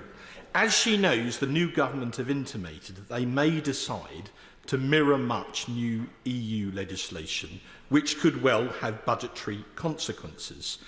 On Europe, she and I have not quite always seen eye to eye, but would she agree with me that in that context it's actually a bad mistake to do what the government want to do tonight and to abolish the European Scrutiny Committee? He preempts many of my own concerns that there is a very strong story to tell about good fiscal discipline, that it is not possible to do that independently in a modern global economy, and therefore it does matter the scrutiny that we're able to provide in this place about a whole range of regulations, and those do include financial regulations. I think particularly about the city, I think particularly about issues around a financial tax, for example, and I know there are many across this House. He and I, is right, I haven't yet convinced him of the merits. I'm confident that one day we can, of working more closely with Europe, but I do agree with him that that should be a matter for this House to be fully part of. Just as I believe in the principles behind this piece of legislation, that disinfected comes from transparency and it comes from our ability to see what is going on. And that's why I think it is so right that this government has brought this legislation forward. But let me move on to some of those areas where I think it is right that we ask what we mean by fiscally significant.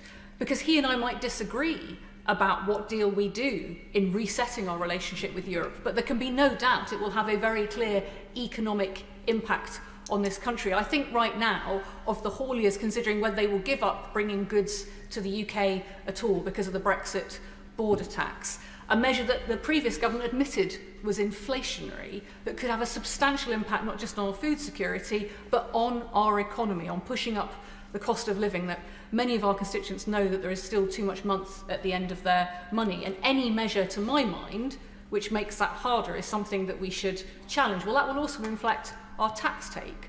The point that I'm getting to is if we're talking about measures that are so fiscally significant that they account for 1% of GDP, well, a trade deal would easily meet that criteria. So we need to be clear in this legislation, clear what we ask of the Office of Budget Responsibility, who after all have provided previous evidence on the impact, for example, of leaving the European Union, whether we consider their role in such matters. If we are going to put everything on the book, let's make sure that the public understand fully the decisions that we're making and where that information is coming from. Another area where I feel that as a House we need to act, especially if we're being asked to make very difficult choices about some of the most vulnerable in our communities, those people who rely, for example, on welfare, those pensioners who might rely on the winter fuel payment, is around our outgoings. Because we have to be honest, this country is pretty much bankrupt as a result of the previous administration. And if somebody in that dire financial position came into our surgeries, we would sit with them and we would talk about a debt relief order. We would look at their costs. We would look particularly at consolidating the debts that they may have. Many of my colleagues here will know that for many years I have been concerned about legal loan sharking. Well, that's not just within people's private lives, it's within the public sector as well. And I consider the Private Finance Initiative to be the legal loan sharks of the public sector. If we are talking about fiscally significant measures, measures that meet that test of £28 billion, well, we have £151 billion of outgoings committed to private finance companies in this country against £57 billion worth of assets. Most people can see those figures do not add up. Local authorities spend around £18 billion every 2 to 5 years on PFI repayments, of which about £4 billion is interest costs. That would suggest an average interest rate of around 35%. If somebody came into your surgery with a loan at a 35% interest rate, you would be encouraging them to go to a debt relief order. Our country is no different. And it matters because individually local authorities might not meet that fiscally significant threshold, but collectively they will for us. Because we're not going to let hospitals and schools go bust, go out of business. Indeed, Parklands High School in Liverpool was built under PFI. It was closed because there wasn't a demand for the places, but Liverpool City Council are still paying £12,000 a day for that closed school. They have £42 million left to pay in repayments, and the company that owns it is making a profit of around £340,000 a day from that scheme. Private finance companies are on our books, and they should be on our books nationally. They should be considered a fiscally significant measure, because there are things that we can do to consolidate those loans and to reduce the outgoings that will come. So in my contribution to this bill and in the amendments that I may table, depending on what the ministers say, I think we need to be clear that everything that is fiscally significant, both decisions that we may not proceed with and decisions that we do proceed with, should be subject to that level of scrutiny. The National Audit Office has already given us plenty of information about the poor value for money of private finance initiatives, and many people here who have these schools and hospitals in their constituencies will have seen it firsthand. There is evidence from the Department of Health about what could be done to consolidate those loans that probably would generate some of those savings that would be fiscally significant when we're talking about the sums involved. It would be fantastic to see the Office of Budget Responsibility pick this up as part of us knowing just how much we have to pay out as a country, just how much of a contribution we need to make. And this is going to private companies who are not paying tax in this country on the whole, so it is not generating revenue that can go back into paying for the repairs that need to come. The previous government started to look at these issues and then walked away. I know this government, with its commitment to fiscal discipline and fiscal transparency, will want to be open about the benefits and costs and the fiscal significance both of those trade deals that we might make and indeed of private finance initiatives. And I look forward to hearing from the ministers on the front bench about that. It is a very different world. The Shadow Minister is smiling. I'm sure that he misses his colleague from Spelthorne, but I know he will not miss the opportunity to say sorry to all of our constituents for the mess that we have been left in, for the reason why we now need this legislation and the discipline of the Office of Budget Responsibility, and for the failure to tackle those long-term problems that have left legal loan sharks and poor trading opportunities for our constituents, because they are going to pick up the pieces for generations to come. I now call the Liberal Democrat spokesperson, Sarah Olney. Thank you very much, Madam Deputy Speaker. It's a pleasure to see you in the chair. Congratulations on your election. The Liberal Democrats understand the importance of a stable economy to the well-being of our nation, and we will support this bill as it makes its way through Parliament. We have seen the effects of the chaos and uncertainty wrought by the previous Conservative government in their horrendous mismanagement of the economy, and we know that future prosperity can only be built upon a firm foundation. The former member for South West Norfolk may have intervened to prevent officials from using the phrase disastrous mini-budget in the King's Speech document. However, this was a disaster for which many millions across the country continue to pay the price.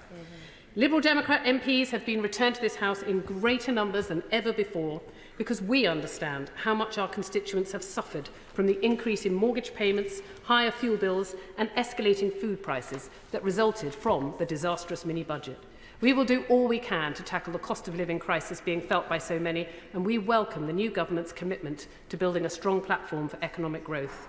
We welcome this bill as a signal of strengthened fiscal responsibility and transparency, which we hope will prevent a repeat of the Conservatives' disastrous mini-budget under Liz Truss from ever happening again. And after the turmoil of the outgoing Conservative government, we welcome the seriousness of intent of this government as it rebuilds trust with the financial markets and the business and financial sector as a whole. The financial irresponsibility and unfunded tax cuts seen in the mini-budget sent mortgage rates soaring and continued a pattern of low growth, falling living standards and business uncertainty under the Conservatives. Millions of people across the country continue to see the devastating impact of this disastrous governance in their food and energy bills and feel its heavy burden in their own personal finances. A recent report from the Institute for Fiscal Studies shows that 320,000 people have been pushed into poverty because of mortgage interest rate rises caused by the incompetence of the previous Conservative government. It has been devastating to hear the stories of so many households dragged into poverty and to know that so many families are struggling under the worst cost of living crisis in a generation. And it is painful to reflect upon the thousands of people who were hoping to make progress in their lives and improve the circumstances of their families, but find themselves pulled backwards by the weight of the costs now piled upon them. The IFS report tells us that the number of adults unable to keep their homes warm enough increased from 1.8 million in 2020 to 4.6 million in 2023, and they attribute that increase to the rise in mortgage interest rates during that period. This statistic lays bare in shaming detail the enormous and ongoing impact that the Conservatives' disastrous mini-budget has had on all of our lives. The broad positive responses that this bill has evoked across the business and finance sector are indicative of the desire for industry stability, and we welcome the engagement from economists and industry experts who advise the beneficial impact of this bill on confidence in public finances. Indeed, even the former Chancellor himself has acknowledged that he is minded to support it. We will carefully scrutinise the details of the bill to make sure it will achieve its intended aims. In particular, we will look closely at the threshold for fiscally significant measures set out in this legislation as measures worth at least 1% of GDP or approximately 30 billion, and whether this regulation could be circumvented by governments announcing major changes just below the threshold. The proposed terms had a substantial threshold before the OBR could insist on intervening, raising questions over how easy it would be for a government to skirt the rules and avoid scrutiny from the watchdog. While we understand that the bar has been set relatively high in order to prevent a large-scale, irresponsible fiscal event, such as the disastrous mini-budget, we are aware of the limitations that this places on the bill. In particular, with regards to announcements which would have largely indirect fiscal events because of their impact on the economy, but small upfront costs to the government and therefore wouldn't trigger the fiscal lock. We ask the Chancellor whether a GDP measure alone can adequately capture the impact of a spending or taxation measure on the economy, and whether the government should examine the possibility of using additional criteria in establishing the threshold. And we must consider the wider context within which the Conservatives' damaging mini-budget came about to determine whether the proposed measure we are debating today would be sufficient in itself to stop such a disaster from ever happening again. The Conservatives' period in government during the last two parliaments in particular was characterised by a distaste for the institutions that provide checks and balances to power, accompanied by efforts to actively undermine them. Throughout the course of the last few years, we've seen attacks on the judiciary, the civil service, on the BBC, on the Bank of England, on the EU, and on any British citizen who dared to express the view that the government's botched Brexit deal was doing enormous damage to our economy. We have seen the provisions of international treaties be airily discarded. Conservative ministers even illegally prorogue Parliament. Even now, in the Conservative Party leadership contest, it seems the one thing all candidates agree on is promising that the UK should leave the European Court of Human Rights. The disastrous mini-budget emerged from a philosophy that the power of a central government exercised by successive Conservative Prime Ministers can trump other vital independent institutions. And it's precisely this philosophy that we must never see from government again. The ongoing failure of the former Member of Parliament for South West Norfolk to apologise for the disastrous mini-budget underlines the fact that she thinks she was both entitled and correct to unleash it onto an unsuspecting country that voted neither for it nor for her. To truly address the causes of the systemic failure that led to the disastrous mini-budget will take a great deal more than just this bill. It requires the government to work alongside the institutions that exist to both support and challenge its decision-making. It requires the government to submit its proposed measures to parliamentary scrutiny.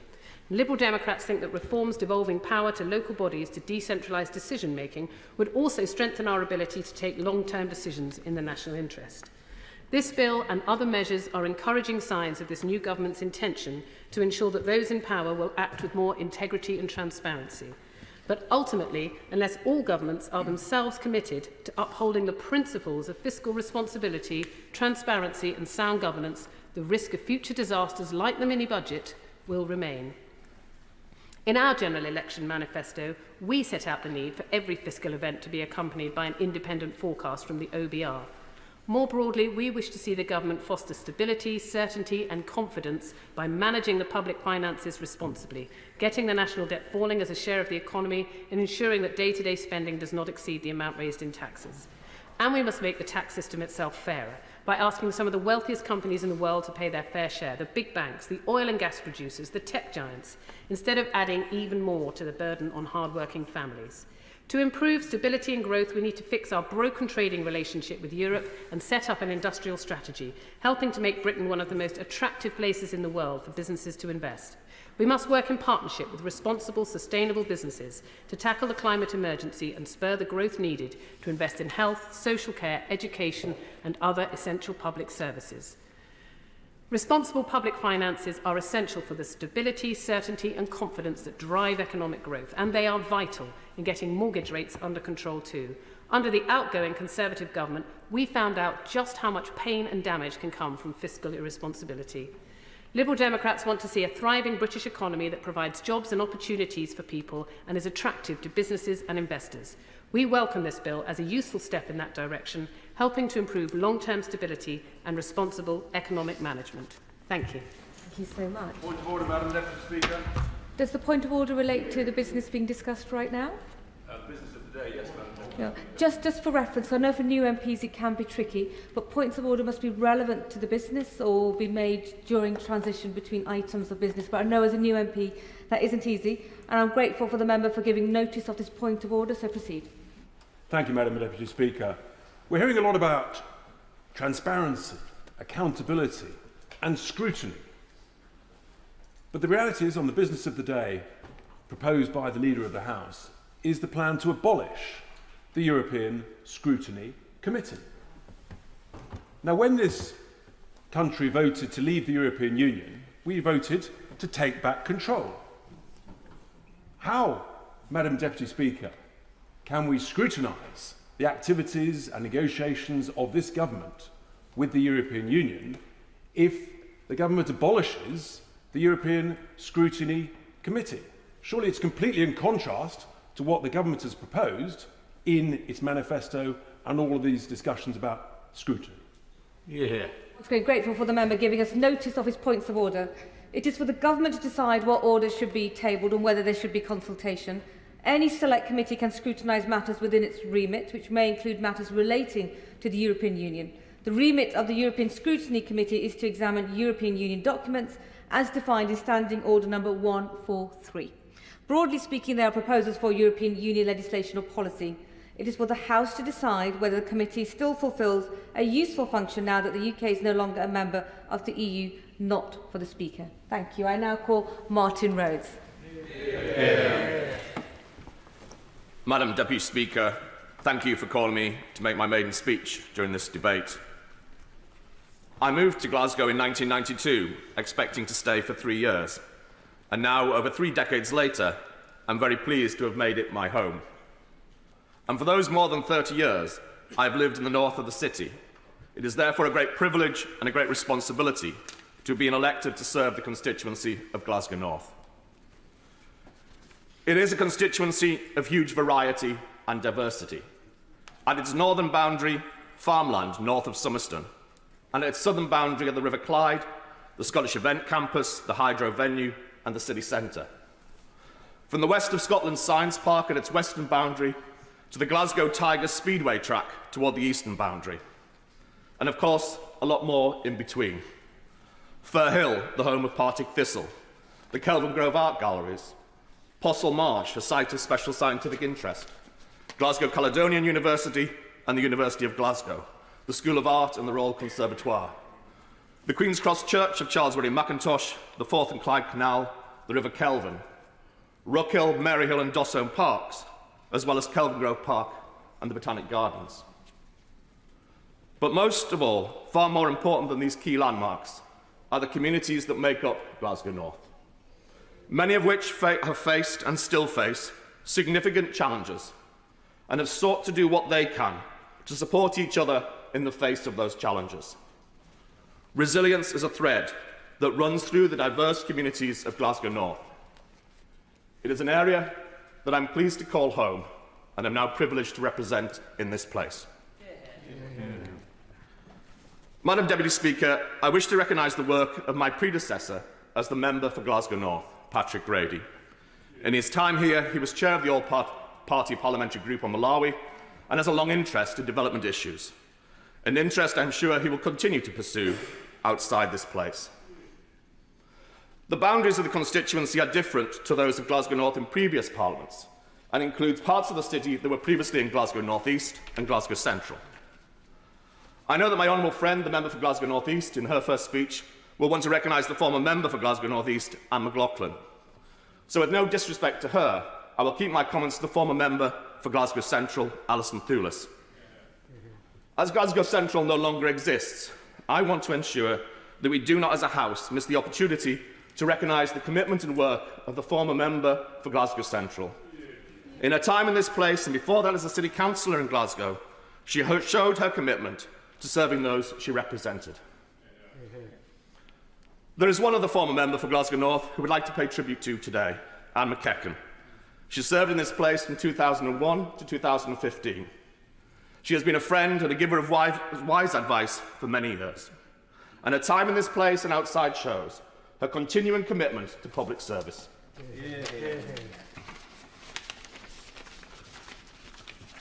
All of us here want to ensure that we represent the people that we are elected to represent.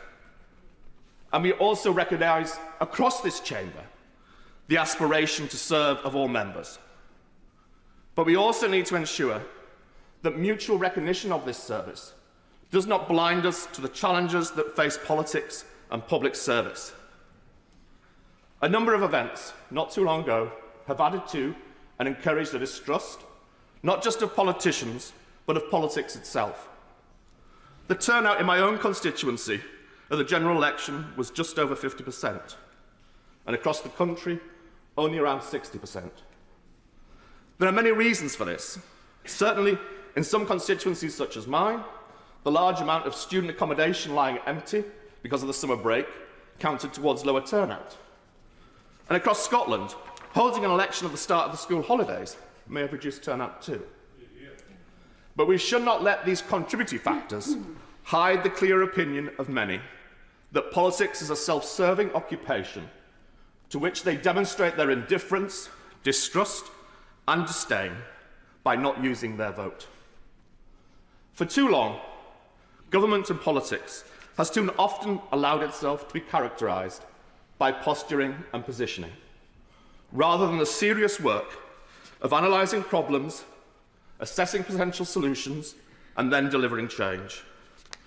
The empty charade of superficial posturing can initially seem to excite and engage, but the lack of substance, the lack of delivery, and the lack of integrity can so easily tip the balance from excitement to disillusionment and a sense of betrayal. Thorough analysis, serious discussion, and honest decision-making has to be the basis of politics. If we are to rebuild trust, financial responsibility and transparency being a key part of that. It is our challenge across the chamber over the course of this Parliament to rebuild trust in political institutions and processes. We need to show to people out there that politics is acting in their service, and we need to show that politics can make real and positive changes to their lives and communities. That is the challenge to all of us. Madam Deputy Speaker, that is the challenge that I hope that I can meet as I try to do so over the course of my time in this place. Dave Dugan. Thank you very much, Madam Deputy Speaker, and I'm very pleased to follow the honourable member for Glasgow North, who's just delivered a textbook maiden speech.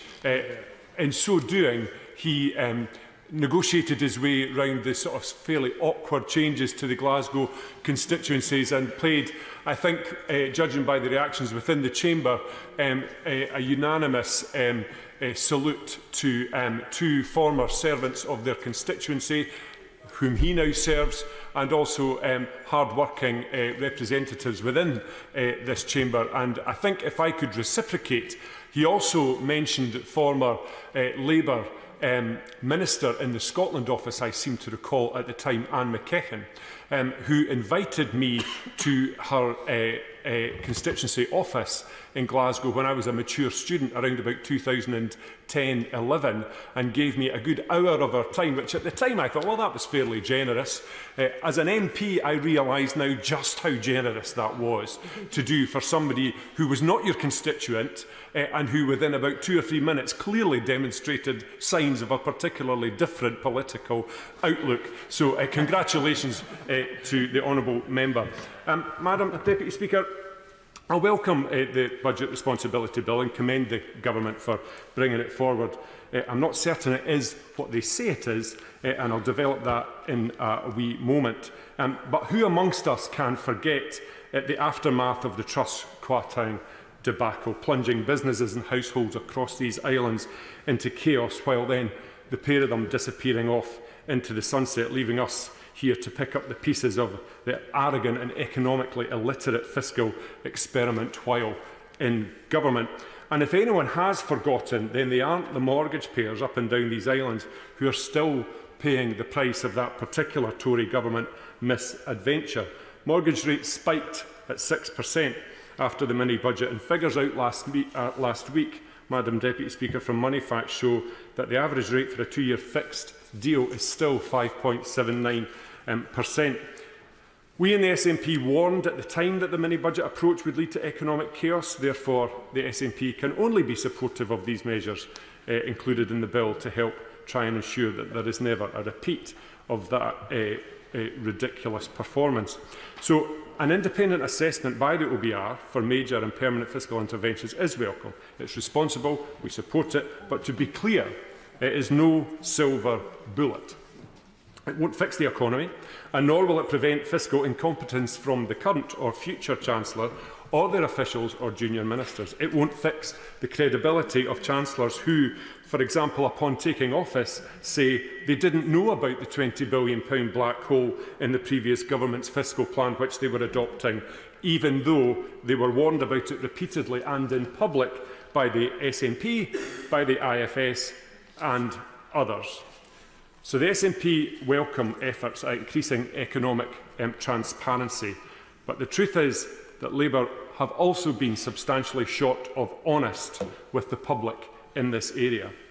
The new government is seeking to create a counter-narrative, a counter-reality to uphold the belief that the cuts and tax hikes which Labour will soon visit upon businesses and communities across these islands have been done to Labour by the Tories rather than done to the people by Labour. And that is the truth of the matter. If Labour are serious about restoring faith and growth of the economy, then much more action is needed from the government than this.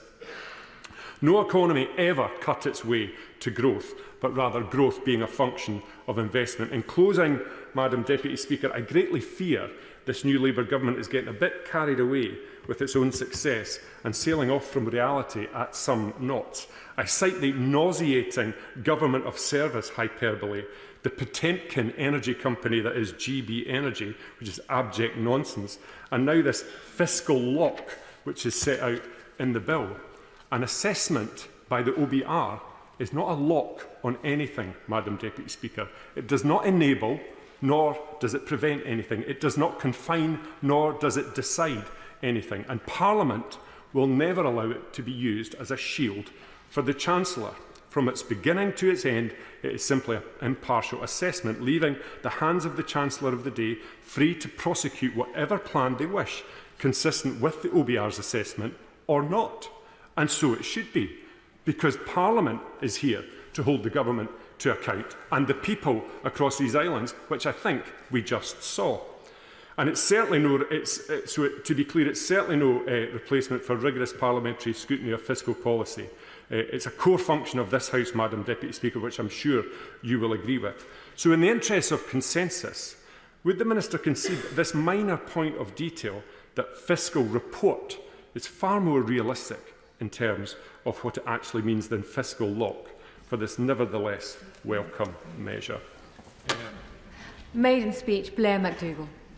Thank you, Madam Deputy Speaker. And as I'm being welcomed to my place, can I welcome you to your place and congratulate you?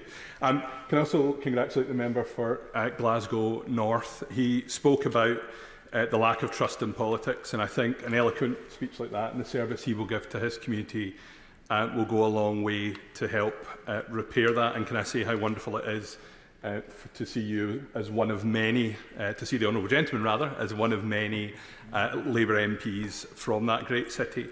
Can I say to the member for Angus and Perthshire Glens that I don't wish to nauseate him, but my speech is going to be about public duty. So apologies for that.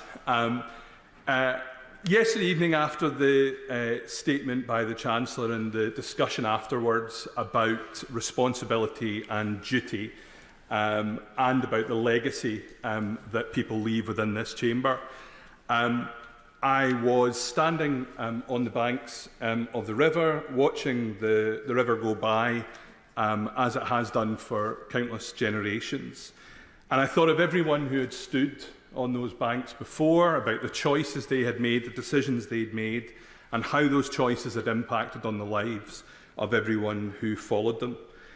Because, Madam Deputy Speaker, the first and most important duty, and the duty that this bill seeks to enshrine, is taking responsible decisions that will ensure a richer life for those who follow us, for our children and our grandchildren. And the failure of our age is that we departed from that purpose. We have departed from that purpose, and in doing so have left people trapped in short-term lives. Lives without the opportunity to learn for the future, lives without a permanent home, lives of short-term precarious work. A generation has been handed down falling life expectancy, a poisoned environment, and a legacy of debt. Now, time and generations flow, and they can change for the better or for the worse. And that changes as a result of political decisions, and it also happens as a result of personal decisions. And I'll talk about that aspect a little later in my speech. But the hard decisions that we make today are what create a better tomorrow. And as political leaders, for me, this bill is about us taking the kind of decisions that my constituents make every single day. And passing this bill will be a promissory note that this new Parliament will do better, and that this new Labour government will reclaim the legacy and the future of an abandoned generation. And, Madam Deputy Speaker, the story of intergenerational opportunity is the story of my constituency of East Renfrewshire. And I'm going to be very brave, and I'm not going to claim that my constituency is the most beautiful constituency. Partly because over the last couple of weeks, listening to other honourable members, I'm quite happy for that title to rest until the next maiden speakers perhaps stand up. And you certainly can find natural beauty in East Renfrewshire if you walk through Greenbank Gardens, or you stroll through Rooken Glen, or you take a hike up the top of the Neilston Pad. But the extraordinary thing about my constituency isn't the place, it's the people. Because generation after generation have moved to East Renfrewshire because it offers hope for the next generation and a better life for their children. First, they came for the mills, the works and the quarries. They came to Neilston, to Busby, to Giffnock and to Thornley Bank. In Barrhead, they came in great numbers for a job at the old Shanks Works, making the toilets for the Titanic, for royalty, and also, Madam Deputy Speaker, the toilets for this place. I must admit there is some jealousy for me when I hear other honourable members talk about the pride they feel when Mr Speaker has chosen whisky that members sip on, or the shortbread for the canteen that members snack on, or the member for Inverclyde in West Renfrewshire talking about the seats that we sit on coming from his constituency. I don't want to think about what honourable members do on my constituency's most significant product, but I hope the relief it provides enhances the quality of debate in the chamber. But those industrial workers were followed south out of Glasgow by the Irish and the Jewish communities, then by Muslim families, and in turn by Hindus and Sikhs. And more recently, we've been joined by Ukrainians and Hong Kongers who are not just looking for opportunity, but looking for liberty. Because East Renfrewshire is somewhere where people aspire to live. Parents sacrifice and strive to make the dream of living there real, driven on by the love of their families. Because in East Renfrewshire, Madam Deputy Speaker, we have extraordinary schools, the best schools in Scotland, with remarkable teachers who open wide the future for our children. And I want to make special mention of the remarkable Isabel Mayer School, where every child with additional special needs is valued and celebrated. But sacrificing and striving for the next generation doesn't stop at the school gates in my constituency. It goes far beyond that. Volunteers at Nelly Boxes, the Include Me Too Club, or the Back to School Bank work to ensure that disadvantage or disability are no barriers to a childhood of opportunity, discovery and fun. St Cadoc's football team is typical of the sports clubs who offer our kids the confidence and camaraderie that comes with competition. Started in 1987 by the school Janny, it now has thousands of kids playing football. But I could have just as easily told the story of Giffnock Soccer Centre, Barhead Youth Football Club, Neilston Wasps, GHA or Whitecraigs Rugby Club, or East Wren Cricket Club. I could go on, and as it's my maiden speech, I will. Harlequin Youth Theatre gives kids the thrill of performance, and our flourishing Girl Guides, Scouts, Boys and Girls Brigade, and our Maccabee offer young people adventure and a taste of leadership. East Renfrewshire is, to borrow a phrase from something else, a constituency of joiners. That's a wonderful thing, unless you happen to be their Member of Parliament. I know from speaking to my predecessors that East Renfrewshire is not always the easiest place in the world to represent. 3 different honourable members from 3 different parties have won and lost my constituency in the last decade. My immediate predecessor, Kirsten Oswald, deserves enormous praise for the service she gave to the constituency, which is typified by the fact that when she lost the constituency at one general election, she came back and fought again and won. I hope I should say that is not something which is repeated, but it's typical of how much she loved this constituency. Both she and Paul Masterton, my Conservative predecessor, have been a source of constant support and advice, and I thank them for that.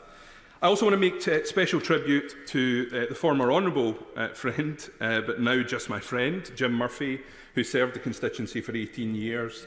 I know from my time knocking doors in the election how fondly he was remembered by the constituency, and it's been wonderful to talk to more long-standing honourable members to find out that he's still as fondly remembered in this place. Madam Deputy Speaker, prior to the election, I spent most of the last decade working with Democrats against dictators around the world. But not all of my predecessors had such a frosty relationship with authoritarians. In 1941, Rudolf Hess bailed out of his Messerschmitt over the fields outside of Eaglesham in my constituency and parachuted to the ground. The Deputy Führer of the Nazi Party was seeking to negotiate with Douglas Hamilton, a former Member of Parliament from East Renfrewshire, who Hess believed, perhaps unfairly, to be a Nazi sympathiser. Hess was swiftly captured by a local farmer at Pitchfork and then taken to Busby Scout Hall, apparently by an inebriated member of the National Guard at Pistol Point, and then taken to the Tower of London along the river that flows outside of here. And time may have passed, but I can tell you my constituents, informed by events in Ukraine and elsewhere, still have as little tolerance for dictators as they did back in the 1940s. Madam Deputy Speaker, my argument today has been that we should think more long-term in this House, but I make it in the knowledge that my own place here will only ever be temporary. And I'll close by saying why I feel that so acutely. My roots are in East Renfrewshire, where I was born and brought up, but my ancestors hail much closer to this chamber. My grandfather was born across the river in Lambeth. He was one of 7 children scattered to different orphanages and foster homes when his parents died. He went to his grave believing that his mother had been taken by consumption, and then his father had succumbed to old wounds from the Great War. But that story was a lie. It was a lie told to a boy to protect him from a horrible truth that was discovered when we researched our family tree. The truth was that my great-grandfather, overwhelmed by grief and overcome by poverty, decided that his children would have a better future without him, that their life would be better if he ended his. So he walked to Lambeth Pier and he threw himself into the freezing water that runs past this Parliament. As the once famous Newton Mearns poet Robert Pollock wrote, sorrows remembered sweeten present joy. Because today, if you stand on that place where my great-grandfather's story ended, you can look across to the river where his great-grandson just gave his maiden speech as a Member of Parliament, watched from the gallery by his own children. However long I serve on the banks of this river, I will always have an eye on the water flying by and my mind on the responsibility we have to our children and grandchildren. Thank you. No doubt Ldou's family are very proud, but for me, comfort breaks will never be the same. Maiden speech, Bobby Dean. Thank you, Madam Deputy Speaker. And can I begin by acknowledging and congratulating the Honourable Member for East Renfrewshire on that heartfelt speech. I thought it was very gracious of you as well to say that you're not in the most beautiful of the constituencies. I think you're at least in the top 600 and possibly higher after one or two whiskies. And can I also congratulate the member for Glasgow North on his maiden speech as well. I think the points he makes about engaging with the public and making sure that we restore trust in this place is really, really important. Madam Deputy Speaker, I'm not going to speak about Scotland in my maiden speech. I'm going to start by talking about where I came from. And with my parents in the gallery, and I promise to stay grounded, that's the place I want to start. I grew up on a council estate as the eldest of 3 boys. My dad worked long hours as a scaffolder, and my mum worked 2 jobs, one in Burton's by day and one as a cleaner at night. And things weren't always easy. At times got so tough at one point that as a young teenager, I moved into the care of my grandparents. And I found out in recent years that this is called kinship care. It's a pretty formal sounding name, but it's basically where family agree to take on family. I'm very grateful for my nan and pops for helping me back onto the right path, and I know that they would have been very proud of me if they had got to see this day. Of course, it wasn't just family that got me here. I had encouraging teachers, supportive friends, guiding therapists, a campaigning wife, and a totally unreasonable bunch of people called activists who volunteer a silly amount of time to the cause. To all those that have been involved in my messy pathway to now, and especially to the people of Carshalton and Wallington who have put their faith in me, thank you. I am utterly humbled to be here, and I don't take this responsibility lightly. Madam Deputy Speaker, I did plan on describing my constituency of Carshalton and Wallington as a hidden gem, but since I started in this place a few weeks ago, I keep bumping into staff that live there, so clearly it's a popular place. For those that don't know, Carshalton and Wallington is on the South London border with Surrey, or is in Surrey, depending on who you speak to. And I describe it as hidden because despite being a London borough, you won't find us on the tube map. There are no London Underground or London Overground services in our borough, and this is an issue that I will return to at a later date. But it is a gem. I'm not going to say it's the most beautiful, but it is pretty beautiful. It has beautiful ponds, it has many award-winning parks, we have the historic River Wandle, and so many good pubs, it's really difficult to avoid them at the weekend. I would like to take this moment to recognise my predecessor, Elliot Coburn.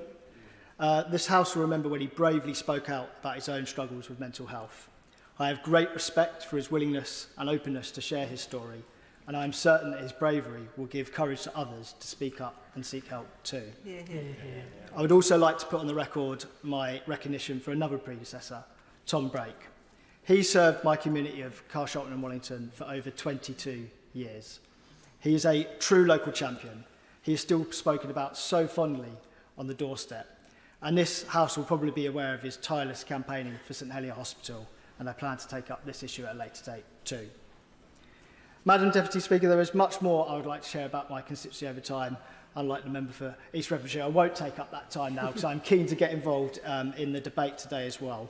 I want to start by joining my honourable friend, the member for Richmond Park, in welcoming the thrust of the government's proposals in giving more powers to the Office for Budget Responsibility to scrutinise major fiscal announcements. The inappropriately named mini-budget sent shockwaves across the country. Mortgages soaring, pensions on the brink of collapse, and market confidence damaged so badly that I feel we'll be dealing with the trust issues caused by that disruption for quite some time. Yet the state of our country's finances is not just down to one fiscal event. The populism that infected everything that the last government did was laid bare by the Chancellor yesterday. And I am so angry about the mess that's been left behind. It is always the most vulnerable that suffer the most when the government gets things so drastically wrong. And we must never let such reckless gambles be taken with our country's finances ever again. Now, while I'm optimistic that a fiscal lock will provide the public and markets some reassurance on this, I do hope that the government does not feel locked into one particular model of fiscal management. The key lesson to take from disastrous mini-budget should be not that there's only one way to run the economy, but that whatever choices the government makes, they should be informed by good information and stand up to rigorous analysis. It will be my intention from these benches to encourage the government to take seriously the calls from many respected economists to ensure that fiscal responsibility goes hand in hand with maximising the growth potential of the country over the long term. This is particularly relevant to major capital investments, like the rebuilding of St Helier Hospital in my constituency. Our local NHS trust faces huge costs every year trying to maintain an unfit building. We must not forget that there is a cost to not investing too. And when talking about growth, let us remember that it not only has a rate, but a direction. And this necessarily involves political choices and cannot be left to expert analysis alone.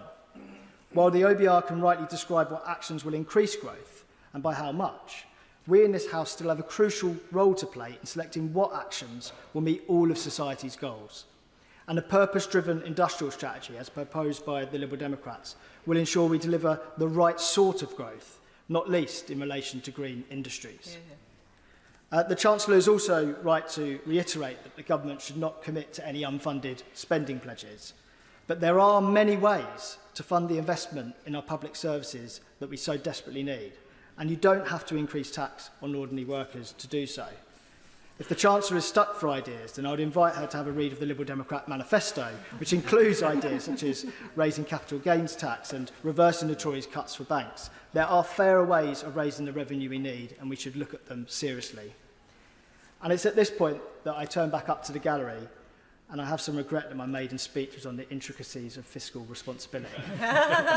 So if you'd indulge me for a moment, before I close, I'd like to make a brief translation by putting my points into footballing terms. Dad, this is mainly for you. The former manager played six up front and got hammered. But that doesn't mean that the new manager has to revert to a defensive five at the back. There are many different styles of play out there, and I think some of them will have bigger rewards. So let's get the balance right and get our country winning again.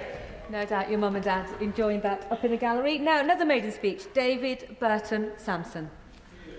Thank you very much, Madam Deputy Speaker, for granting me the opportunity to give my maiden speech today, and especially during these first few weeks of this new Labour government. And I welcome you too to your new place. I also thank the Right Honourable Gentleman for Colsholton and Wallington for your maiden speech. Well done. And for my honourable friends for their maiden speeches too. Madam Deputy Speaker, it is truly the honour of my life to stand here today as the first ever Labour MP for Southend West and Lee. I'm excited to take on the challenges ahead, and I'm delighted to represent such a wonderful constituency such as this one. I'd like to start by giving my recognition and thanks to Anna Firth, my predecessor. Anna has been a good constituency MP and should be recognised for her work in standing up for her residents, championing the fight against knife crime, and of course, her private member's pet abduction bill, which she was so passionate about and which gained royal assent just before the dissolution of the last Parliament, a bill which I wholeheartedly support. But of course, it would be remiss of me to stand here today, Madam Deputy Speaker, and not recognise Anna Firth's predecessor, Sir David Amos. For however long my constituents choose to keep me in this place, I'll always be drawn to the shield behind me, remembering Sir David. His murder sent shockwaves not only through this place, but through the whole country. Sir David and I, whilst not agreeing politically, shared many common traits. None more so than our passion for community and the people we serve. I look across this chamber and see the shield dedicated to Joe Cox. Again, another wonderful MP whose life was cut short too soon. I was honoured to work closely with Joe's sister, my now honourable friend for Spen Valley, as she established the Joe Cox Foundation in her memory. Joe's words of having more in common than that which divides us always holds true for me. It's time for much more civility in politics. And the drive of that civility starts here, with all of us.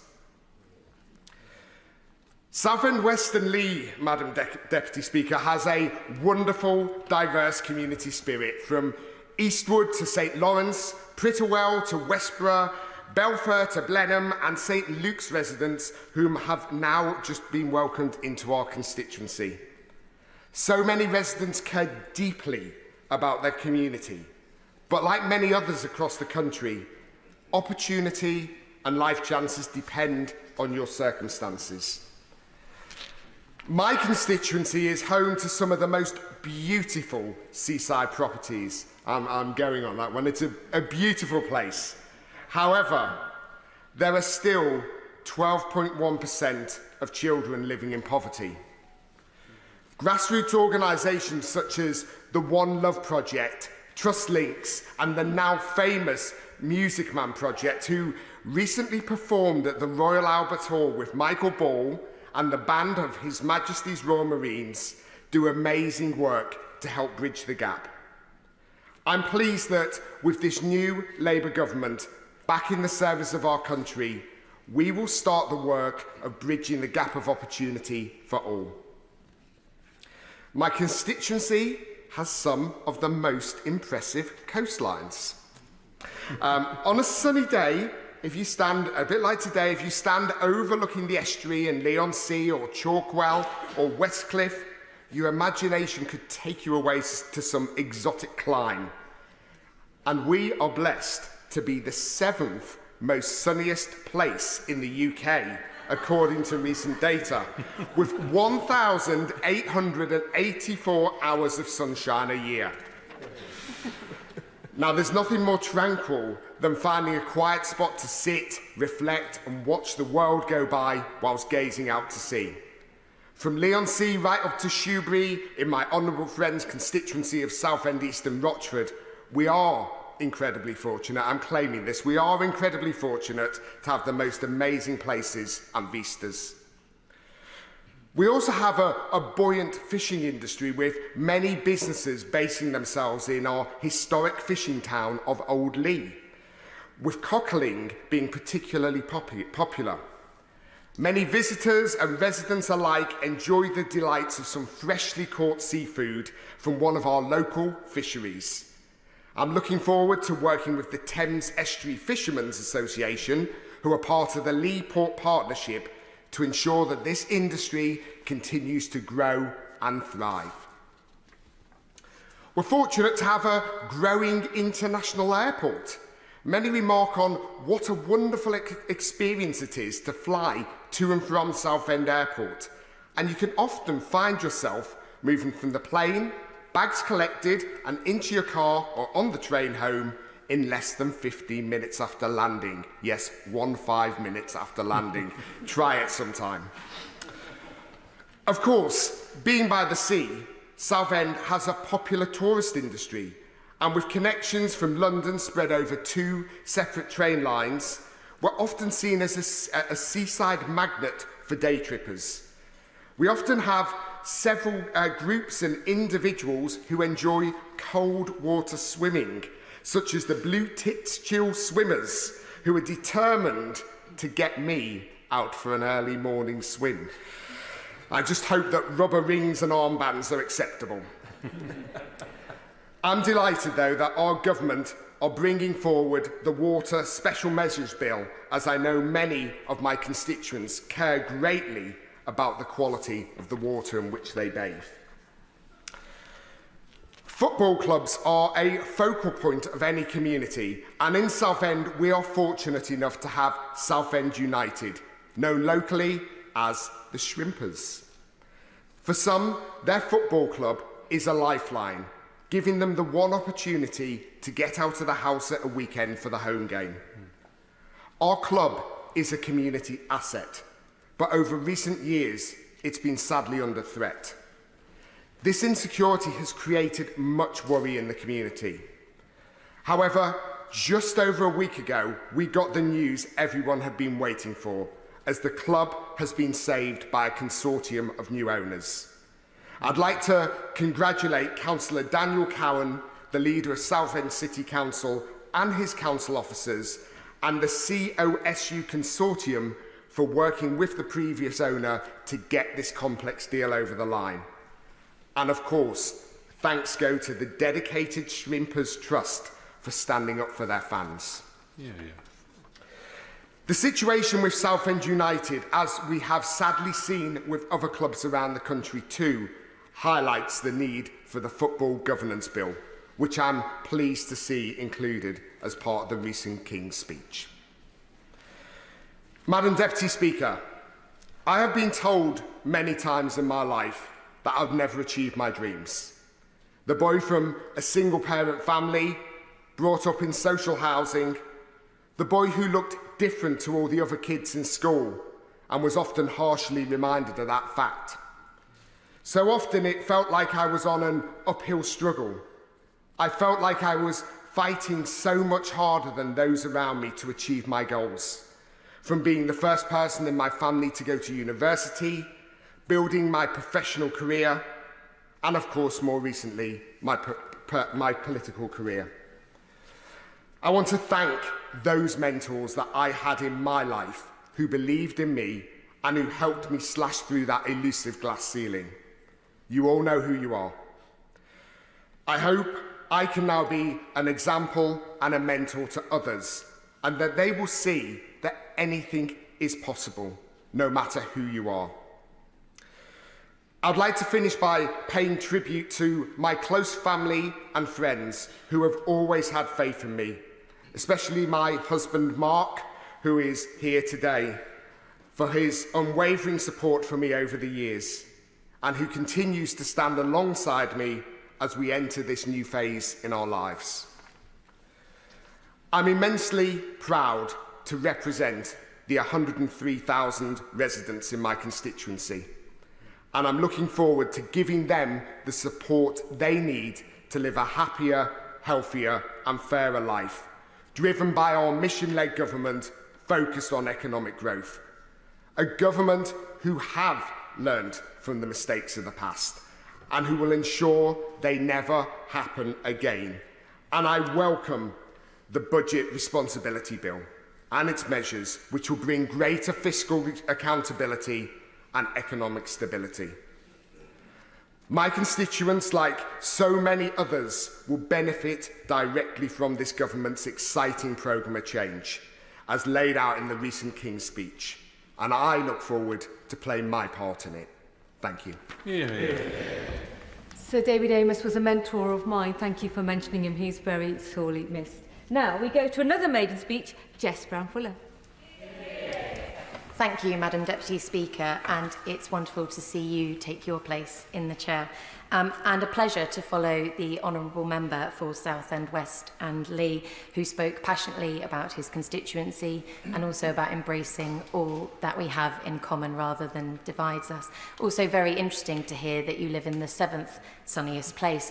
I look forward to coming back to that later in my speech. And it's an honour to address the Chamber as the newly elected Member of Parliament for the beautiful Chichester constituency.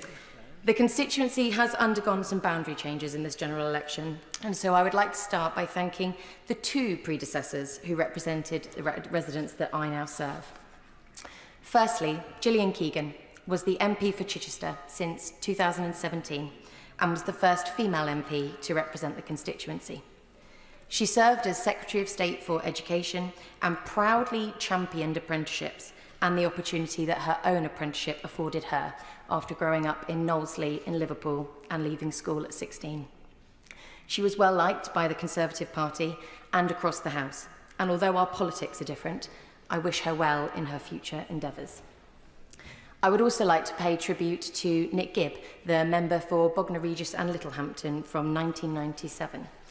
Both Bursted and Pagham residents mentioned to me on the doorsteps during the last few months that he was a popular MP that had served his constituents well, which no doubt added to their frustration when they realised they were moving to be part of the Chichester constituency when their hearts belonged with Bognor Regis. So I'd like to take this opportunity to reassure those residents that my love for the area that I've grown up in knows no bounds, and from Bursted to Bosham, Selsey to Southbourne, Westbourne to the Witterings, Fishbourne to Funtington, and all the other areas that didn't fit within my poor attempt at alliteration, I will champion you all. Madam Deputy Speaker, today is the final day in the chamber before recess, and although I have no doubt that MPs will be rushing back to their own constituencies to spend every possible moment there, if they do manage to steal away for a long weekend, then I relish the opportunity to be a tour guide for a brief moment and tell you why a weekend in Chichester is a weekend well spent. Although my honourable friend, the member for Eastbourne, has already laid claim to the glory of having the sunniest town in the UK, Chichester boasts the high accolade of being the sunniest city, with just under 2,000 hours of sunshine a year. This is not the only way that this glorious city punches above its weight. You certainly won't be short of things to do, with beautiful coastline, sailing opportunities at Bosham, Delkey, Itchnor and Birdham, and the sandy beach of West Wittering, as well as a plethora of cultural offerings, from the internationally renowned regional theatre, Chichester Festival Theatre, the Pallant House and Oxmarket Galleries, the Novium Museum and Fishbourne Roman Palace, and even a spot of racing, both cars and horses, at the Goodwood Racecourse. An afternoon can be easily spent soaking up the history of the city surrounded in Roman walls, or surrounded in nature at Pagham Harbour, Medmery Reserve, or following the River Lavant, a precious chalk stream. I would also not be forgiven, especially by the head of department, if I didn't mention the excellent University of Chichester that I had the pleasure of obtaining my degree from. We're also the birthplace of notable figures such as the astronaut Tim Peake and the singer-songwriter Tom Odell, and we're home to Kate Winslet and authors Greg and Kate Moss. You can understand, Madam Deputy Speaker, why my very special constituency is a desirable location for those looking to relocate to an area with so much to offer. But with the majority of the district sitting within the South Downs National Park, 100% of the housing allocation is built in only 20% of the land, with a lack of infrastructure surrounding these developments, with residents reporting a real struggle to get a doctor's appointment, sign up with an NHS dentist, find school places for their children that can meet their needs, or simply travel from A to B through the traffic on the A27. As a low-lying coastal plain, many communities are also subjected to relentless flooding after developments on floodplains and a lack of maintenance on the Rife. I am sure those in the chamber will also appreciate how important the water quality is to so many industries in my constituency. These include tourism, fishing, water sports and sailing. Therefore, it pains me to say that some of the most active storm overflows are in my constituency. And Chichester Harbour, which is a site of special scientific interest, has been downgraded to an unfavourable declining condition. The River Lavant has warning signs along the bed, encouraging residents and visitors to wash their hands if they come into contact with our water. And those that enjoy swimming in our water are weighing up the health benefits of cold water swimming against how regularly they become ill from doing so. Trust in our water companies and the water regulator is at an all-time low, and the Liberal Democrats have called for measures to address the issue that is a blight on constituencies like mine. The average house price in Chichester, Madam Deputy Speaker, is an eye-watering £455,000. And residents regularly express dismay at their increasing rents and mortgages after the disastrous mini-budget, trying to make progress in their lives and being pulled back under the immense strain of increasing cost pressures. I welcome the bill today, that commits to responsible economic governance to go towards ensuring that what we saw in the last Parliament never happens again. Finally, Madam Deputy Speaker, I would like to pay tribute to those that supported me to be here, standing in the chamber, addressing my colleagues. I'd like to thank my wonderful husband, Dean, my son, Oliver, and my daughter, Bethany, for their understanding and support, which has spanned far longer than this campaign. They are my inspiration, and I'm fighting for their future, as well as every child's future in this country. I'd also like to thank my mum.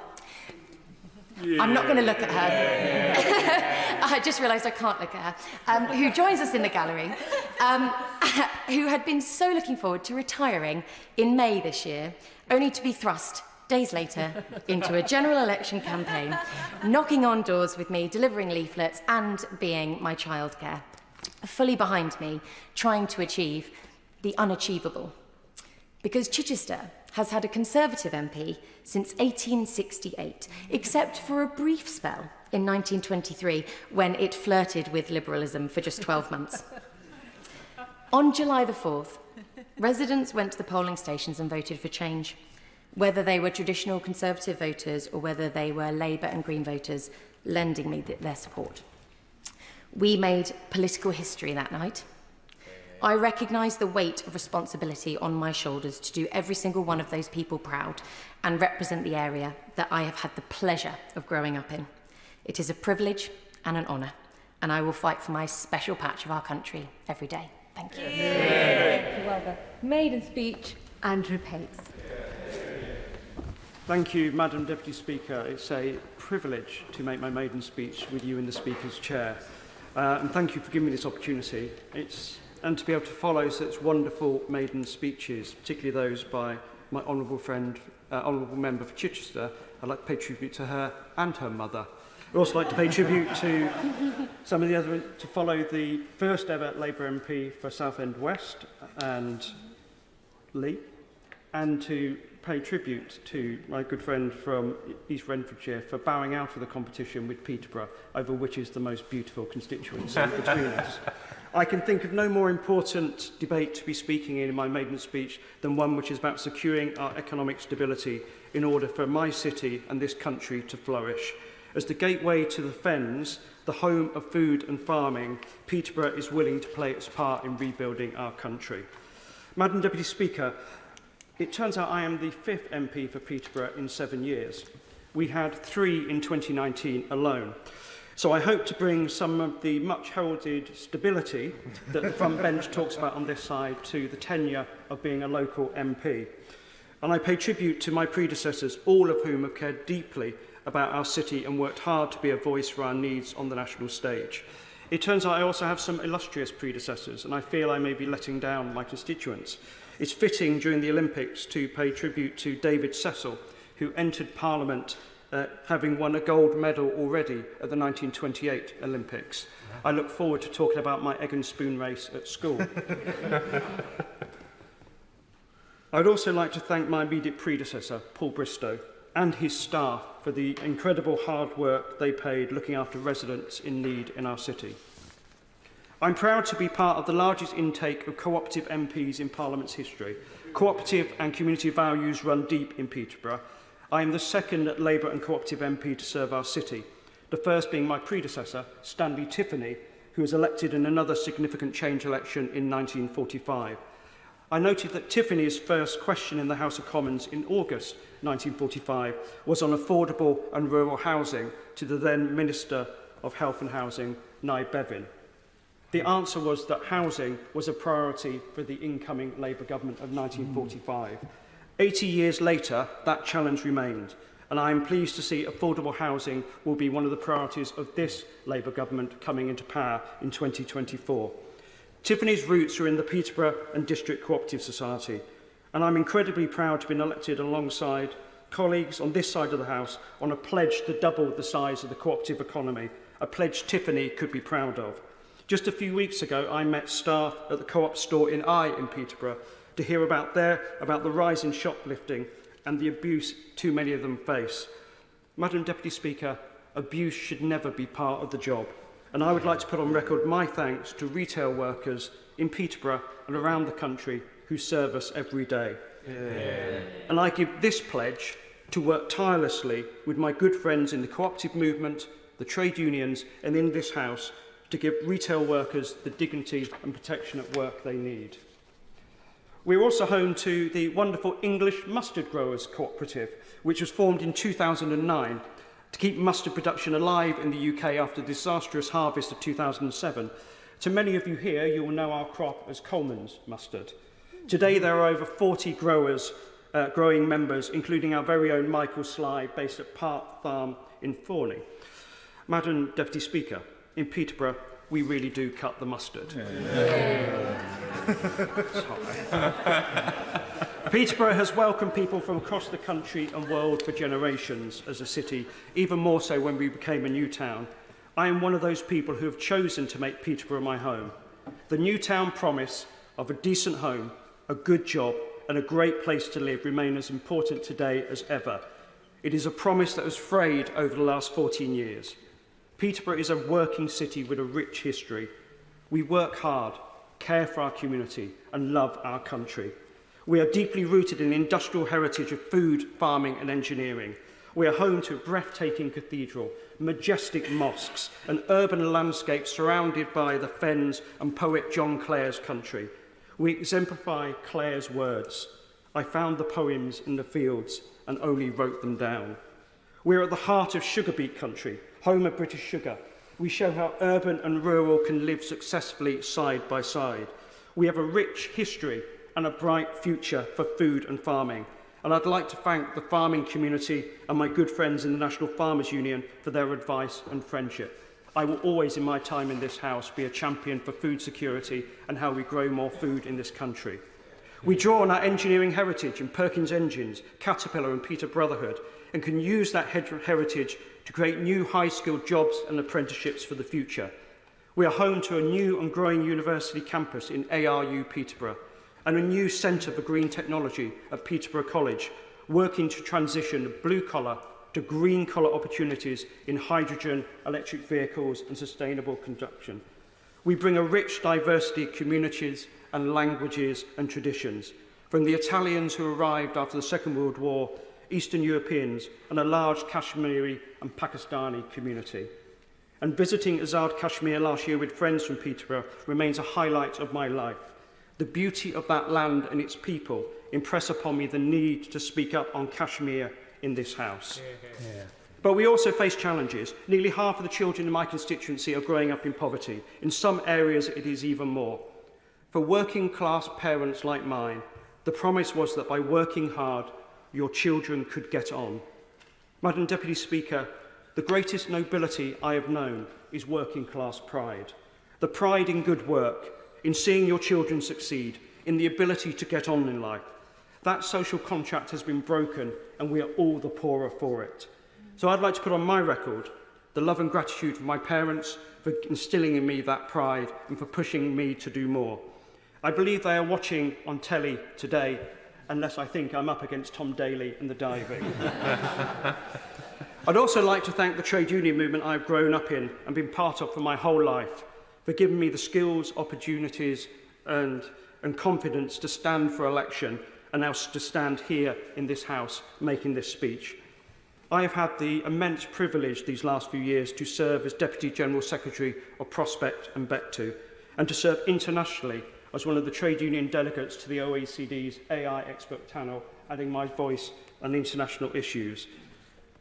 The trade union movement makes Britain a better place. Yeah. The thousands of voluntary contributions of workplace volunteers every single day keep people safe at work, help people get on at work and add to our economic wealth. I am proud to be union made. Yeah. And I'd like to finish with this point. One of the things that drove me to stand for election this time was the sad passing of my brother in 2016.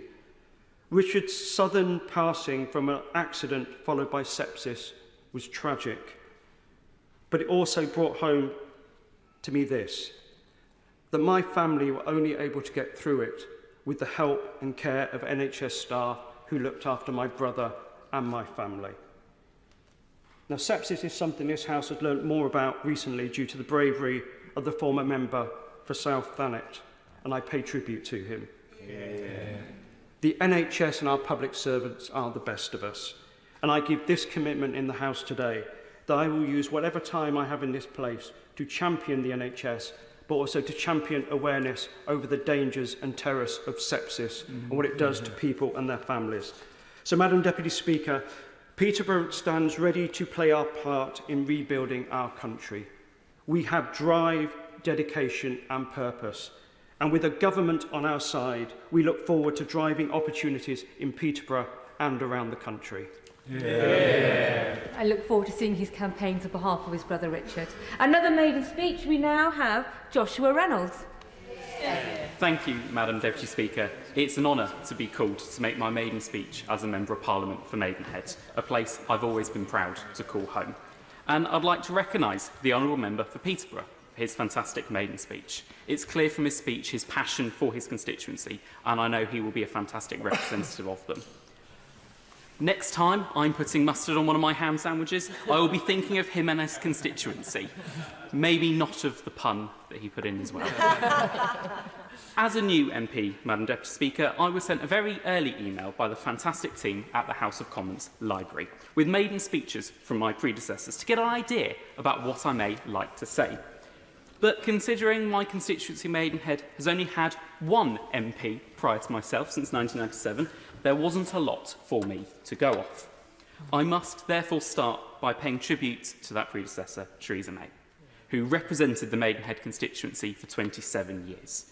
During her time on the front benches and in number 10, she made sure that she put Maidenhead first, once famously having spent a week of late nights in the EU having negotiations, only to get straight off the plane in London and heading for a school carol concert in the town centre. Although I disagree with her on many things, her dedication to the people of Maidenhead is something that I admire and hope to emulate. Hers are big and often very much reported by the media shoes to fill. Unlike my namesake, Sir Joshua Reynolds, I cannot paint to save my life. But fortunately for me and for my constituents, the village of Cookham in my constituency has given us Stanley Spencer. His work memorialised in the Stanley Spencer Gallery on the High Street. We're lucky to still have a thriving art scene around Maidenhead and around all of our villages. Madam Deputy Speaker, Maidenhead is a special place. It has a rich history. It's where Charles I met his children for the last time in the Greyhound Inn, now home to NatWest, before his execution in 1649. Fortunately, should visitors to Maidenhead today want to come to see us, they would discover a fantastic array of places to eat. The village of Bray in the constituency has no less than 7 Michelin stars to its name. But to find fantastic food in Maidenhead, you don't need to go to a restaurant that's been approved by the Michelin Man. You can go to Baked, Tomo, Sauce and Flour, The Borough and Seasonality, all some of the fantastic places that Maidenhead has to offer. And any time you fancy a trip down the Elizabeth line, Madam Deputy Speaker, I'm more than welcome to take you to any of them. Part of Maidenhead's history has always been for the bridge over the Thames, and soon after the first bridge was put up in 1280, the town started to build. The current incarnation of Maidenhead Bridge has been standing since the mid-1800s. The toll on Maidenhead Bridge was removed on the night of the 31st of October 1903, in a move that, had it been done today, probably wouldn't have been worthy of attention from the Office of Budget Responsibilities. However, it was so significant to residents of Maidenhead that they gathered by the bridge, and as the clock struck midnight, they took the tolls down and threw them into the river. Another part of our history, famous for bridges, is the Brunel-designed Maidenhead Railway Bridge, otherwise known as the Sounding Arch, opened in 1839, attracting significant attention for its innovative, low-rise arch design. Now, sceptical bosses at Great Western Railway insisted that he leave the scaffolding in place because they didn't believe it to be safe. Rumour has it, though, that Brunel complied with their request. Knowing it wasn't actually necessary, he decided not to attach the scaffolding to the bridge. Now, sure enough, the wooden structure was soon blown away by a storm, and Brunel's bridge has stood the test of time ever since. Maidenhead was also home to the late Sir Nicholas Winton, who's remembered in the Nicholas Winton Memorial Gardens in Oaken Grove Park and on a statue at Platform 3 of Maidenhead Station. Sir Nicholas, dubbed by the press as the British Schindler, helped to save the lives of 669 children who were evacuated from Czechoslovakia to Britain as part of the Kindertransport in 1939. Sir Nicholas left us in 2015, having reached the grand age of 106. But his life and legacy as one of the great humanitarians is remembered in the town. It's fair to say, Madam Deputy Speaker, that the Palace of Westminster is slightly larger than Maidenhead Town Hall, where I was recently a Cabinet Member for Communities and Leisure. However, what the Town Hall lacks in its grandeur, statues and stained glass windows, it makes up for in its television claim to fame. I am, of course, talking about the fact that it was used as the location for Carry On Doctor. I often saw, when I was working in the Town Hall, an excited fan run up to the building to take photos, only then to look slightly disappointed, knowing they travelled so far to see a 1960s office block. Last but not least on today's Maiden History Tour, we cannot fail to mention that the Spice Girls once famously shared a house in Maidenhead before they burst onto the music scene in 1996. I say that even if it was 3 years before I was born. Now, Maidenhead is so much more than just the town of Maidenhead itself. I've already mentioned Cookham, which has been part of the constituency since it was established in 1997. And I've mentioned Bray, which moved into Maidenhead from the Windsor constituency, bringing those Michelin stars along with it. But it's also home to Binfield, Warfield and Winkfield, which moved into the constituency at this election. They may be the newest parts of the constituency, but they are just as important as the rest of it. And I look forward to spending time in each of them over the next few weeks as we head into recess. Madam Deputy Speaker, I must pay tribute to Maidenhead's fantastic primary and secondary schools. They work to give pupils from all walks of life and all abilities the best start that they can have. And I'm hugely grateful for my teachers in Alwyn, Courthouse and First Platt Senior School for the work they gave me and the help. Without it, I wouldn't be here in this house today speaking to you. It would be remiss of me, however, not to talk about the challenges that we face locally. Significant number of residents in my community live in poverty. Homelessness is on the rise, along with the reliance on food banks. And our local baby bank, founded by local residents Rebecca and Councillor Amy Teasey, are seeing increased demand for their services. We must take action on fuel poverty, extending free school meals, and restoring the basic standard of living that vulnerable residents need the most. Health services are patchy in Maidenhead, with GP surgeries under phenomenal pressure and the nearest general hospital being over in Slough. I'm determined to see the walk-in centre reopened at St Mark's Hospital after it was closed down as a temporary measure at the beginning of COVID lockdown. I want to see the site expanded to cope with all of the new homes and developments that are being built and proposed for the area. My promise to residents is that I will not let up in my efforts to close the health gap in Maidenhead. Maidenhead is a beautiful constituency, but if we are not careful, its waterways, from Binfield Cut in the south to the Thames in the north, will become open sewers.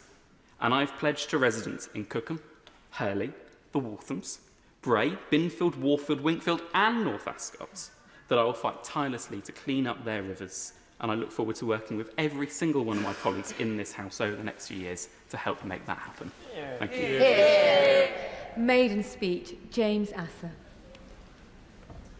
Thank you, Madam Deputy Speaker, for calling me to make my maiden speech, and may I congratulate you on your election. Can I also congratulate all those who have spoken for the first time today and over the last 2 weeks.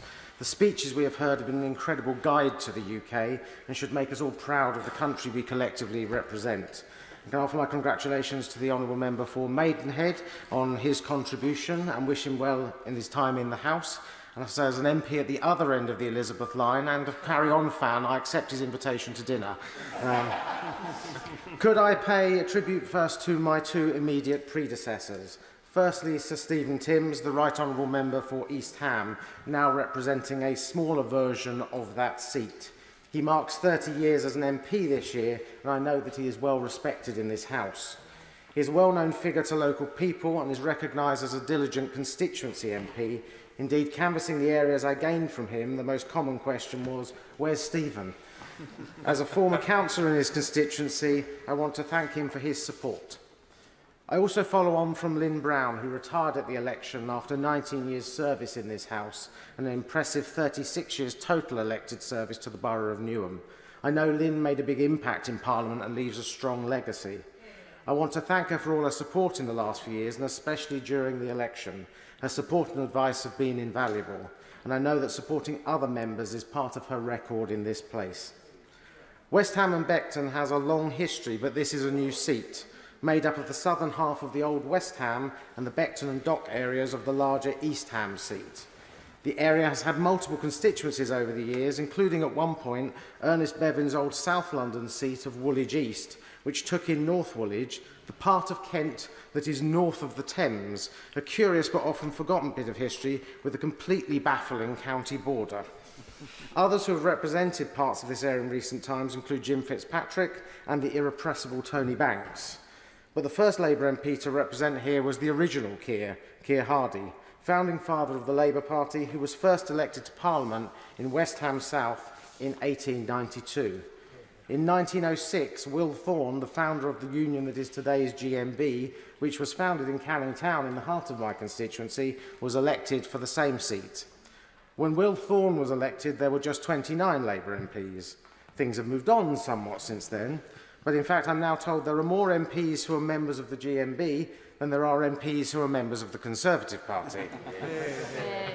I thank them for demonstrating it so beautifully this afternoon. I say this not to be controversial, Madam Deputy Speaker, but mainly to drum up some canvassing support in the next election.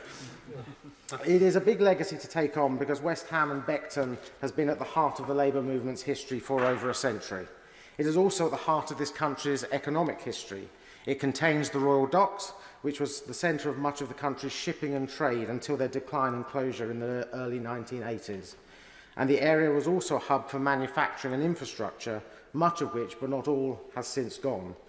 Beckton Gasworks may now be primarily remembered for its spoil heap that became Beckton Alps and its one-time ski slope opened by Princess Diana, or as a film location for many movies and music videos, most notably Full Metal Jacket. Beckton is, however, still the site of Europe's largest sewage treatment plant. He's not here anymore, but I'm hoping that might reassure the member for East Renfrewshire a little bit.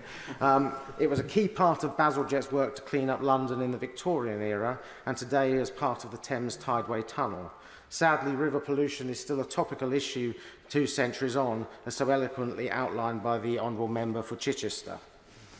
And whilst many industries have gone, shipbuilding at Harland and Wolff and the Thames Ironworks is just a memory, although the local football team the Ironworks started in West Ham is doing all right. Some traditional industries, including Britvic and Tate and Lyle, are still big local factories at the heart of the community. But it is also a key element of London's economic future. The XL Exhibition Centre brings in 4 million visitors every year. London City Airport is London's most central airport and important to the City of London.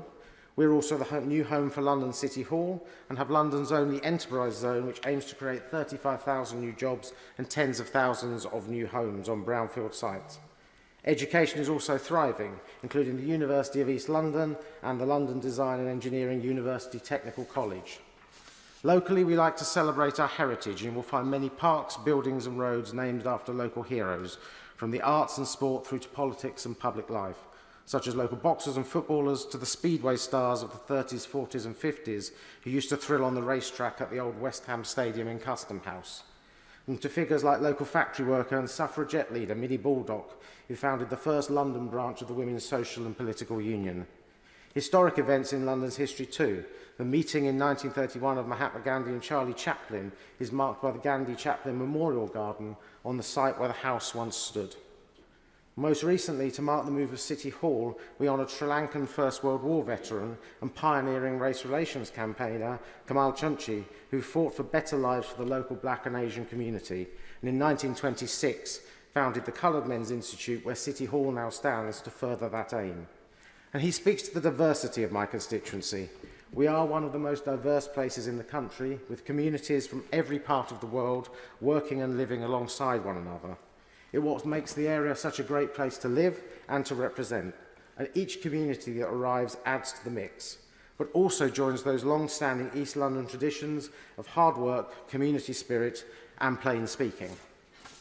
Gwelchunchi also reminds us that while much focus is placed on the changes that have happened since 1945, there has been diversity much longer. In the 1920s, Canning Town had the largest black community in London. Migration has been a fact of East London life for centuries. German immigration into East London in the Victorian era is part of my own family history. The debate around those who choose to make the UK their home is frequently too narrow and too often driven by populist voices. We forget our history at our peril, but East London is a testament to its vibrancy. Madam Deputy Speaker, my constituents do not lack ambition or aspiration or talent. They have it in inspirational quantities, but too often they lack opportunity. Poverty is a real issue and in recent years has become much worse. Locally, we have seen children going to events in the hope of getting food because they are hungry. Parents sleeping in shifts on mattresses on the floor because there is not enough room for the whole family to have beds. Children forced to do their homework in the bathroom because there is no other space for them to do it. This government was elected on a mandate for change. For many of my constituents, that is not an aspiration, it is a necessity. My early Labour predecessors were sent here to represent those who had no voice, those that needed to be lifted out of poverty, those that deserved a better life. I am under no illusion that over a century on, that demand is still real, and I have been sent here to support change and fight to improve lives.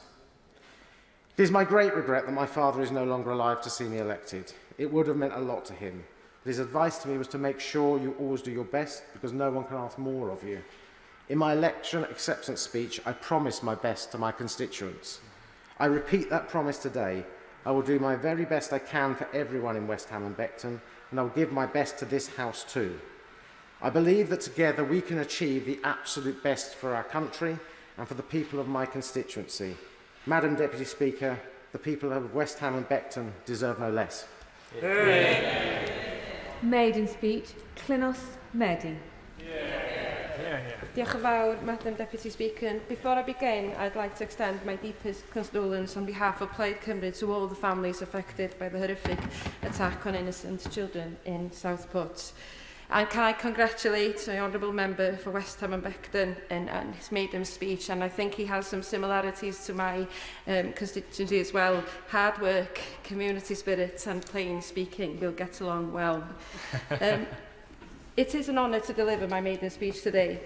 I am deeply humbled that the people of Ynysmôn, my home island that I love so dearly, have put their faith in me as their MP. I will work hard to be worthy of that trust. Ynysmôn is known for its political unpredictability. We've been represented by 4 different parties since 1950s, making elections here quite a spectacle. A treat for political anoraks, but nerve-wracking for candidates. The people of Ynysmôn keep their representatives on their toes, and I thank them for this. It reminds me that in every decision and every debate, they come first.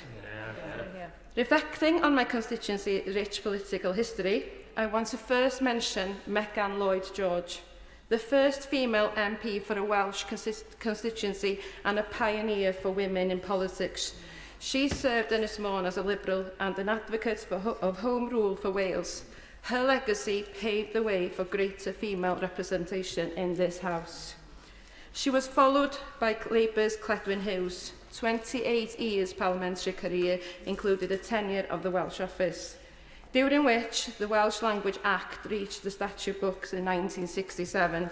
That was a significant milestone in the history of our language. He was followed by Conservative Keith Best until 1987, when Ynysmôn made history by electing their first ever Plaid Cymru MP. I owe Ian Wyn-Jones a huge debt of gratitude. I am honoured to follow his footsteps, whose legacy remains unmatched. I thank him for his continued support and guidance. Labour's Albert Owen took the reins in 2001. Albert served our island diligently for 18 years, always ready to work across party lines to serve the people of Ynysmôn. And the constituency turned blue again in 2019. I pay tribute to Virginia Crosby, whose work ethic I greatly admire. Now, Ynysmôn is Plaid Cymru green again. It was yet again very close, 637 votes. Yes, Ynys Môn is the gift that keeps on giving on election night. But I am very aware of how that nail-biting close result makes it my duty to work even harder to earn the trust of the people in all communities on Ynys Môn, whether they voted for me or another party or even chose not to vote. The topic of today's debate, budget responsibility, offers me an opportunity to reflect on my professional background. From 2017 until my recent election, I was the leader of Ynys Môn County Council. During this time, I witnessed firsthand the human consequences of austerity measures imposed by successive governments. These decisions forced us to make cuts to essential services, decisions made not by choice, but by necessity, due to the reckless fiscal policies set here in Westminster. I recognise the important principles behind this bill, that of budget responsibility. It is a sensible step to ensure that the government's plans are independently assessed by the Office for Budget Responsibility before implementation. This oversight is important to prevent the kind of fiscal mismanagement that led to the previous government's disastrous mini-budget, which included the largest package of tax cuts in 50 years, without any effort to make the public finance numbers add up. Such a situation must never be allowed to occur again. However, I have a niggling concern that this government might use that chaos of its predecessors as an excuse to shy away from taking bold economic decisions. Child poverty in Ynys Môn stands at a staggering 35%. We need bold measures, such as abolishing the two-child cap on benefits and making real investment in our services and infrastructure to tackle the pressing issues. I fear that tinkering around the edges won't be enough to drive growth in our economy. We need real investment to attract well-paid jobs and bring some dynamism back into our economy. We saw just today the Secretary of State of Wales refuse to commit to the electrification of the North Wales main line. We recognise the fiscal difficulties facing the government, but investment in the economy should not simply be seen as a cost to be cut. So, I urge the government not to let the shock of the mini-budget deter them from making the necessary investment in our communities. As council leader, I saw how the previous Conservative government undermined our plans for the Wilfa nuclear site. We had plans to create high-quality, long-term jobs and build skills and supply chain opportunities. Our efforts also focused on ensuring that any development would respect our island's unique environment, culture and the Welsh language. Sadly, the Conservative government pulled the plug in 2019. Now, more than ever, we need clarity and commitment from the new government. Like many areas, Ynys Môn is bleeding young people who leave in search of better opportunities. We need high-skilled, well-paid jobs to sustain our communities and to ensure they flourish. My journey into politics is not your typical. As a farmer's daughter, I grew up understanding the value of hard work, watching my father, a first-generation farmer, establish a farm alongside my mother. I left school at 16 and undertook a care course, and by the age of 18, I was working as a carer in our care homes. I've been a carer, a teaching assistant, a youth worker. I've had several roles, including selling eggs and milk recording on milk farms. In 2013, I entered politics, standing as a county councillor, and like many women, I initially lacked the confidence to step forward, and I was forced into it. But by 2015, I had become the leader of the opposition, and in 2017, I became the first female leader of Ynys Môn Council. My personal journey has not been typical either, and in 2015, I found myself homeless with my 2 children. It was tough, but now I am the MP for Ynys Môn. The most important lessons from my experience is to inspire other women, to believe if she can do it, I can do it. I aim to bring women along on this journey, regardless of their starting point. I will always be filled with pride when women come up to me to say, thank you.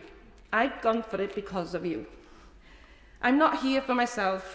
I want people in Ynys Môn who might have also been through a tough time to see my work here